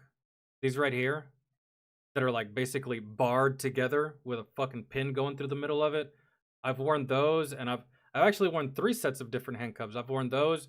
I've worn the ones where it's just the links, And I've also worn like the full-fledged death row chains where it's your wrists and it's connected by a chain that goes down to your ankles and all of that shit is linked together. I've worn those as well.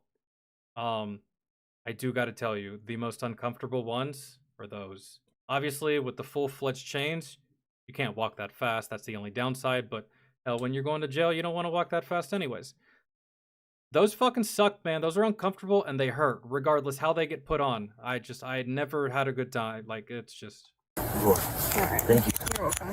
Then take a seat and I'll get you a CPAP. Don't say anything to each other. I should probably explain what I just said. So those handcuffs right here, these... Oh, fuck me. The handcuffs we were just looking at, the chain handcuffs, the links, I got those put on me when I was 12. The ones that we were just looking at, You're welcome. Then take... These right here? Chris. You face this one. These right here? I put those on when I was in the military. For fun. We had a pair. Don't ask. And then the actual full-fledged death row chains they had me in, that was during my court-martial. So, one of them was for fun. One of them was not at all whatsoever. Actually, two of them were not fun at all. One of them was just for shits and giggles, just to see if I could actually, with the key in hand, if I could actually get myself out of it. I don't think I could. I think I failed. I don't think I did it right. I couldn't get out of it even with the key. And we were just fucking around. It was the same time we found the pair of fake tits in the aid station. We were just playing fuck games, but yeah. And outside of that type of environment, I've never worn handcuffs. Ever. Alright. Thank you. You're welcome. But those Then blow. take a seat and I'll Yeah. get you CPAP. Don't say They're so anything to each stiff. other. Yes.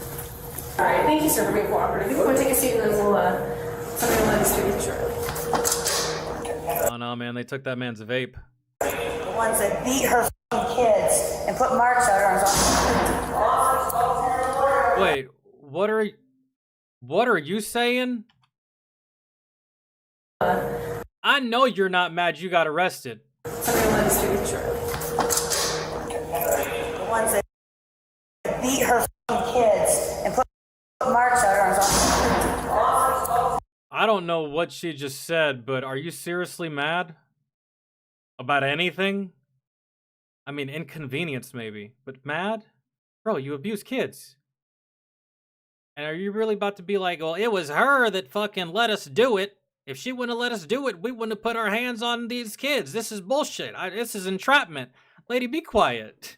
Go to jail for even longer. Oh, I will, trust me. Be good, Austin. I love you, James.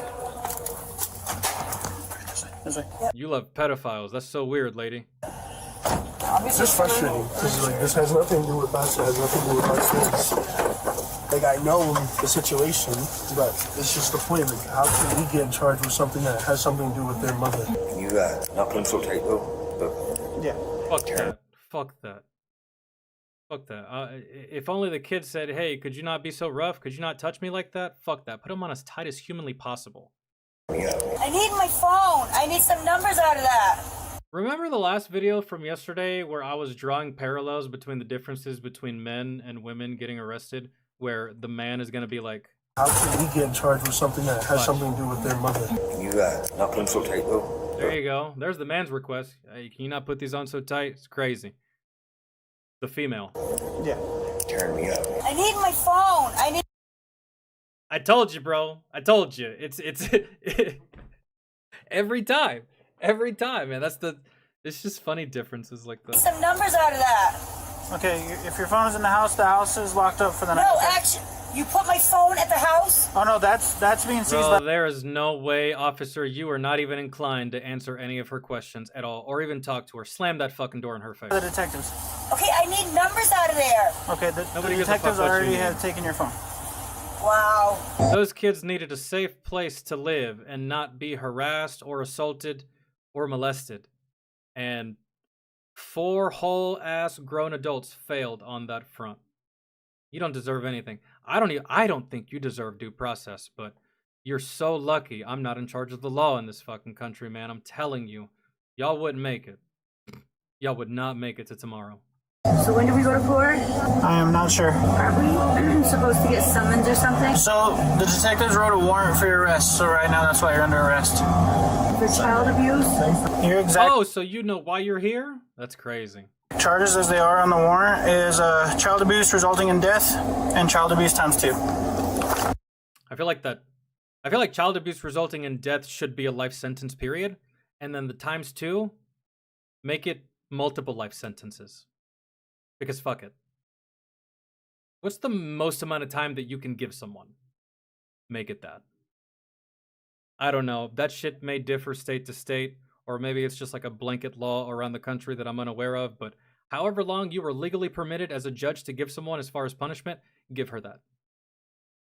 Because it's so pointless loss of life. Like, That resulted in death? Yep. Oh my god, what's happened to the mother? I'm not sure she was with the detectives before I came in this evening. She's the reason for all of this. And I've done none of the investigation, ma'am. Okay. I'm just saying, I watched Beat Bachelor, and I didn't report it. I was sick. Detoxing. you're still a piece of shit. Under what circumstance? Oh, and here's the thing. You lived there, lady, so it's not like anyone was forcing you to keep a secret. I could understand if the mom wanted to keep a secret for fear of y'all kicking her out, but that's your place. And you didn't want to report it because you were sick. Detoxing. Oh, how convenient. Huh? How convenient that you were detoxing. Lies. Bro, you didn't say anything because you didn't want to say anything. Because you were probably more than likely participating in the same behavior. And if you weren't, the 2 dudes you fucking live with were. And you also didn't say anything. So, you're liable, and you're also complicit. None of this detoxing bullshit. Stop it. Under no circumstance would I ever look past that. Regardless, bro, you'd have to knock me unconscious for me to be able to look past something like that. And not say anything. And not like, well, to be fair, I did get hit with a spatula. And I did have a couple chancletas carve up my ass cheeks. Like something fierce. But here's the thing. Again, 9 times out of 10, I deserved it. I was a little shit. I really was. Those are 2 girls. They were probably all girls, man. One of them 6 months. The other ones, they seem sweet enough, man. Polite, too, even. I was not. So I earned every ass whooping I got. I earned every bruise. I earned every cut. I earned every scab. I earned every beating I ever got, man. My mom didn't do that shit for fun. She didn't. As much as I would have loved to have believed that that was the case, as much as I would have loved to believe that I was perfect and she was wrong for everything, that just wasn't reality, right? I earned it. These kids didn't earn this. And I don't care what your kid does, they don't earn death. Not at 6 months. Like, fuck are we even talking about? Should get charged with the same thing as we are. Yes, there is a difference between discipline and abuse, bro, and some parents don't know that difference. My parents knew the difference. Well, my dad didn't hit me. He didn't have to. My mom did it all, right? But, dude, sometimes I would bleed, right? But again, it's like, it was one of those things where, like, I got hit hard, right? And sometimes she would leave bruises and cuts. And one time, dude, I did bleed from the back of my legs. It hurt to walk the next day, man. I couldn't even go to baseball practice. But you know what's funny? I went to baseball practice. I told my coach that practice was going to be all at the cards that day. He's like, "What happened?"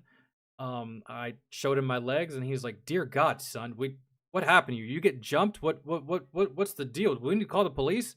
And I was like, "Nah, man, my mom." He's like, "Interesting. What'd you do?" And I told him what I did, and he's like, "Oh, well, you know what? You're a jackass. That's why I would have beat the hell out of you too. You know what? Matter of fact, when you come back for the next practice, when you're all healed up, that's 20 poles at the beginning of practice for being dumb. You're dumb. You're gonna miss practice because you did stupid shit, got your ass whooped by your mom. Well, guess what? You're getting punishment from me too."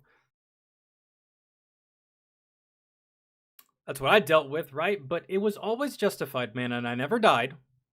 And I was never in fear of dying all the time. But I don't know, man. There's no reason to be like that. Ever, man. It's never occurred to me one time to put my hands on my niece, man. I couldn't even stomach it. Even if she made me mad. Even if she just came in here, set my PC on fire, I still don't even think I could bring myself to hit her. Right? Not even a little bit. One, mainly, she's not mine to hit. But two, even on some discipline shit, I don't think I could, man. As much shit as I talk and as hard as I like to be, I don't think I could. I wasn't here when she was booked in charge. Oh my god, this is cutting my breast. But can you turn away from me? Wait. Guys. The irony. Listen to this. Get charged with the same thing as we are. Not that. Is she getting charged with the same thing as we are? Hopefully y'all get charged with the same fucking thing. But no, after this, listen. I wasn't here when she was booked in charge. Oh my god, this is cutting my breast. Oh my god, this being the handcuffs, is cutting my fucking wrists. Did you see the wrist of the 6-month-old child? Yeah, let's look at the wrists and the ankles of the deceased child, and then you can complain about those handcuffs. Lady, go to jail. But can you turn away from me? Turn away from me. Okay, it must just be the way you're sitting because they're incredibly... I can't move anywhere to sit. Okay, we're Hold here, on. so just, you can... Alright, let me just do this. Okay, go ahead. Let me get my paperwork and then we'll be all ready. You're pretending to be dead weight on purpose. You can absolutely move. You just don't like the circumstances you're in. Stop it. You can walk. You can definitely sit up. Someone who's been in handcuffs before, there's plenty that you can do. Minus scratch your face. That's about it. But you can lean, you can rock, you can even stand on one foot if you wanted to. In handcuffs, stop it. You're just delaying the process. I ain't seen one of these doors in a while. Damn it. Oh, I haven't seen one of these doors in a while. God damn it. When you say a while, you mean year, because you just got out of prison a year ago. I heard you say it. And you're laughing about it. Oh, damn, they caught me again for touching these kids. That's how sick the system is. I haven't seen one of these.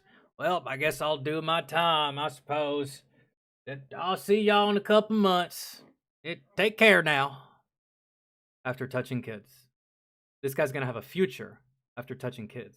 This guy's gonna breathe tomorrow and next year after touching children.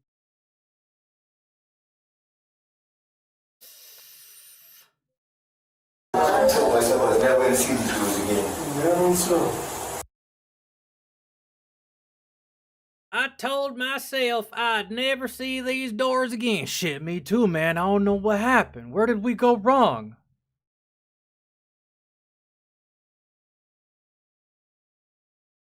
Right. Fucking right. Yeah, what happened? I guess you trust a bitch and this is what you get. Are you kidding me? Y'all are getting progressively dumber every second of this video. Every time y'all speak, y'all are getting dumber. I told you that was the excuse.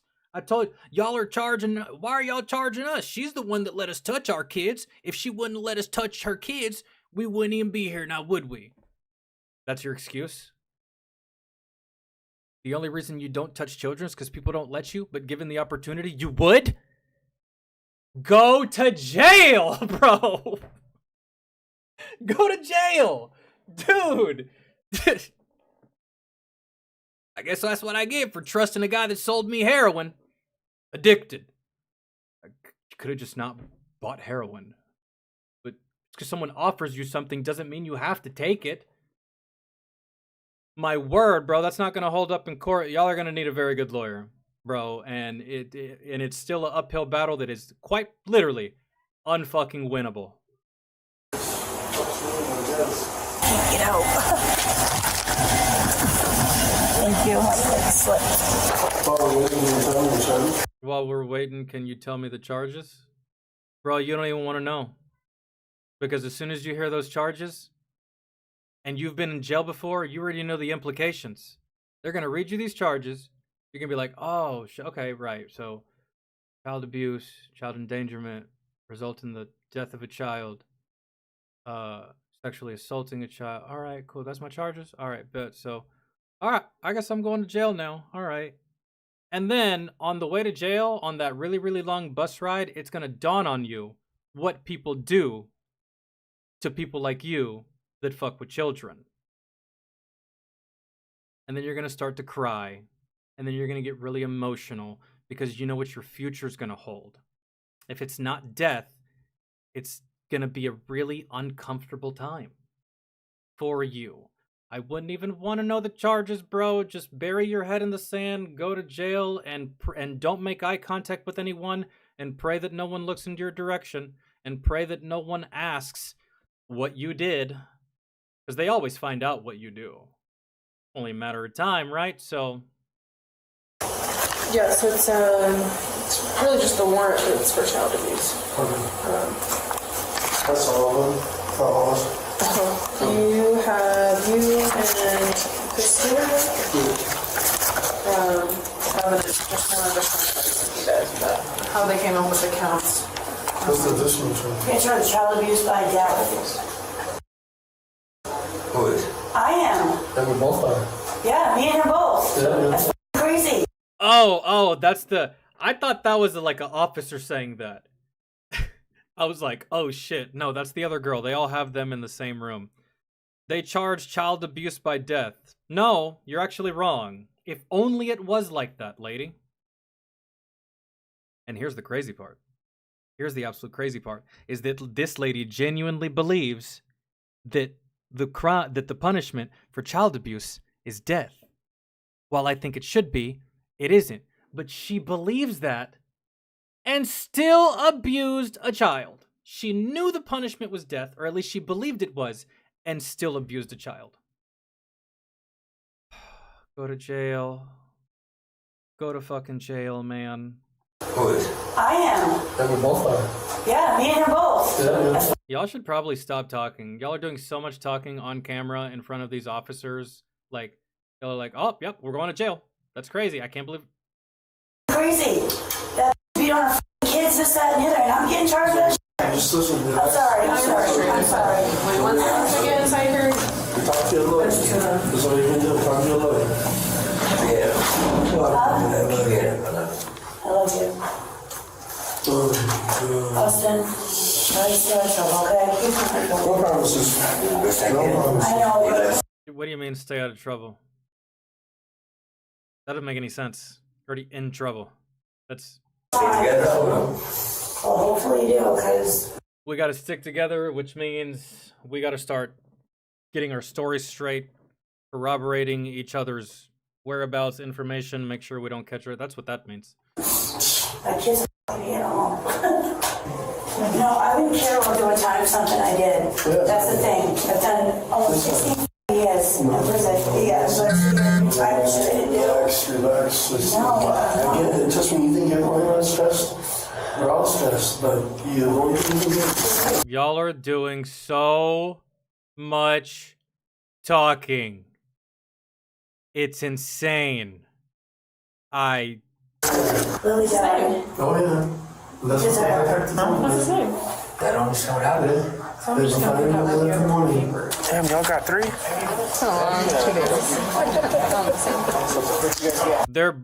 These 3 are desperately trying to establish a timeline of sorts in a roundabout, weird way by having this really loud, very audible conversation about the happening. Like, they didn't have anything to do with it. Like, it's news to them too.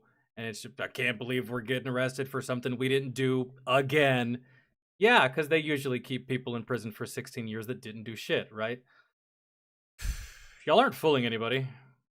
And if you're not fooling me, you're damn sure not fooling anyone in that station. A big one. We were primary on it yesterday. His mom brought her kid into the UNMH. Dead already. CAC was on it all day long. Found all the addresses. They just finished all the interviews. 29 tomorrow. 4 of them. 4. All of it, yeah. Everything. What? Yeah. Oh. Look at how that officer is looking. The dude said, he's like, child abuse, neglect. He's like, dude, all of it. Rape, everything. And the officer's like, dude, what? Oh. Yeah, because the officer knows what's going to happen to all of you when y'all go to prison. I wish that there was some kind of like alert. Should be an app for that. Imagine, right? If there was like a database, like an app with a database that every time a kitty killer or just like a kitty abuser gets removed from the gene pool via the justice system or the prison system, we get an alert on our phone. Hey, so-and-so fuckboy has recently been offed. Nice! Good shit. Hit the like button on that. Like that. Screenshot. Send a friend. Fantastic. I love this app. I would love it. I'm pretty sure we can already do that. Just go online and just search. But I feel like an app with a convenient notification feature would be so much better. I gotta show you I gotta show you all this again. All of it, yeah. Everything. What? Yeah. Oh. She was 3 years old. I'm gonna take you out of cuffs. You stay cool. Oh, she was 3 years old, not 6 months old. I don't know why I thought she was 6 months old. I could have swore I heard that. She was 3 years old. 3 years old, 6 months. There's no difference. For me? You've been cool. I just have to ask. I promise I won't attack. Move your hand. I just don't want to pinch you. Yeah, because he's a grown-ass man and not a child. We know you're not gonna attack, lady. Mm-hmm. Again? Yep. I can leave him a little loose. Holy shit, how many times you guys handcuffed me again? You did 16 years in prison and you don't know you don't know the game with the handcuffs yet? How many times are you gonna handcuff me? You did 16 years in prison and you don't know how this goes? Okay. How old is the kid? 3. That's terrible. Like, it's unbearable. Never look like Pretty good. The only thing, look at the look on that officer's face, that female. Look at that contempt. The only thing keeping these officers from doing what they really want to do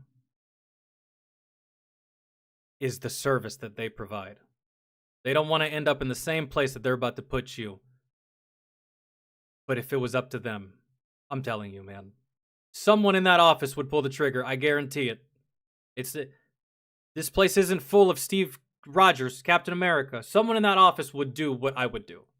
But the only thing stopping them is that badge, that gun, the oath they made, and the fact that they also don't want to go to jail.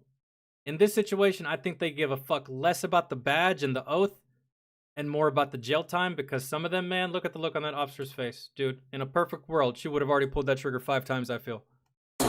All 4 adults were initially held without bond. Carrie, who is being accused of transporting her children to New Mexico with Austin and Christina, is charged with 1 count of child abuse resulting in death, 1 count of kidnapping, 2 counts of child abuse, 1 count of tampering with evidence, and 1 count of aiding and abetting in criminal sexual contact of a minor. Both Austin and his mother, Christina, who are accused of being directly involved in aiding or conducting the alleged abusive acts, are charged with 1 count of child abuse resulting in death, 3 counts of child abuse, 1 count of kidnapping, 1 count of tampering with evidence, and 1 count of failure to report child abuse or neglect. James, who is accused of knowingly providing a space for abuse, is being charged with 1 count of child abuse resulting in death, 1 count of child abuse, 1 count of tampering with evidence, and 1 count of failure to report child abuse or... They roughly got, like I wanted, they roughly got charged with the same thing, minus... 1 count of tampering with evidence. Austin and Christina got the most charges because they are actually guilty of kidnapping, whereas in... Oh, no, okay, so Carrie, Austin, and Christina got the most charges.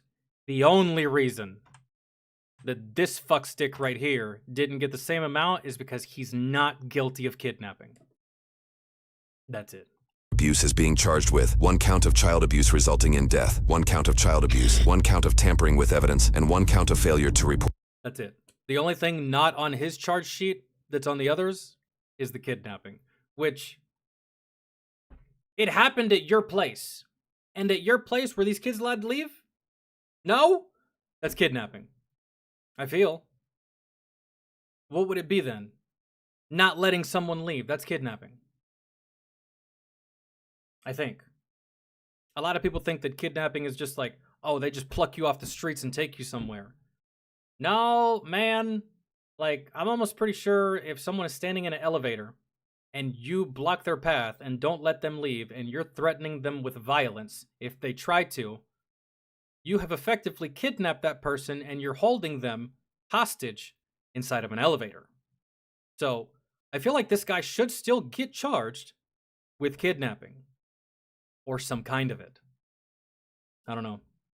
Or child abuse or neglect. All 4 adults pled not guilty. According to news reports, while investigating Carrie's background in Massachusetts, local police identified several domestic violence reports that named Austin. He is named a fugitive from the state and New Mexico court documents. While Austin and Carrie currently remain in jail, Christina and James were permitted to leave while courts process their charges.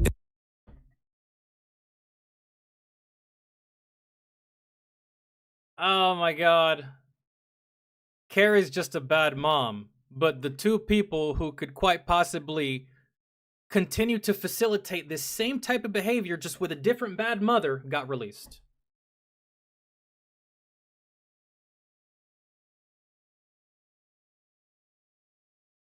In the meantime, Carrie's other 2 children were taken by officials and put under special care. As of posting this video, the courts are still deliberating on the charges for all 4 adults. Most cases are set. Life! Bro, what the fuck are we deliberating? Life. What if it was your daughter? What if it was your son? What if it was your niece, your nephew, your granddaughter?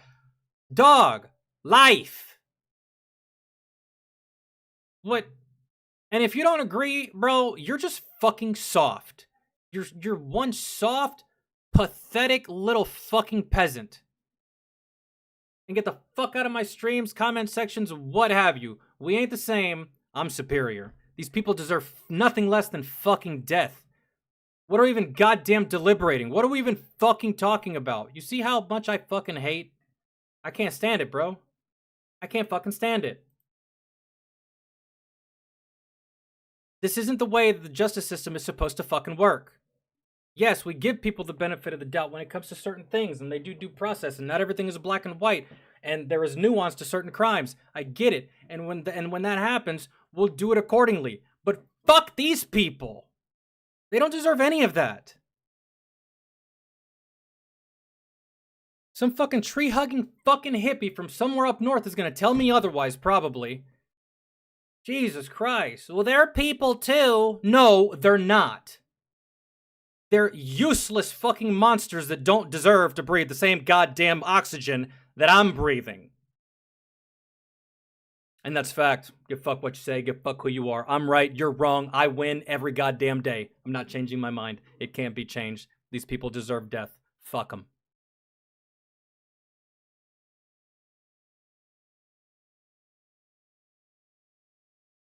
And now I'm irritated. I went really, it was going good, bro. I went the whole video without really getting too amped up, without really getting too... Bro, I kept my composure as long as I could. Fuck these fucking people. Fuck anyone like them. They shouldn't fucking be breathing. Sorry. Don't fucking care, man. And if one of these people is your family member, fuck you. Fuck that. Make a new kid. Give a fuck. That one's defective. That one's busted.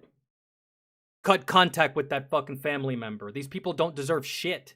Don't deserve goddamn anything. Let alone life. So, anyways.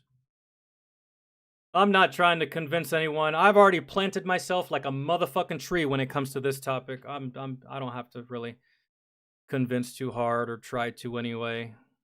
I'm not moving. I'm not. I'm not budging. Not leaving. Not fucking leaving. I love that movie. Did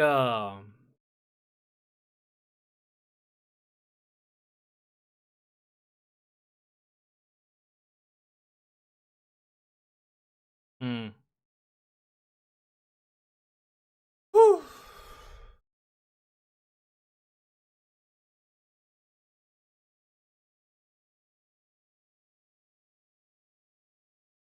Okay, guys, gals.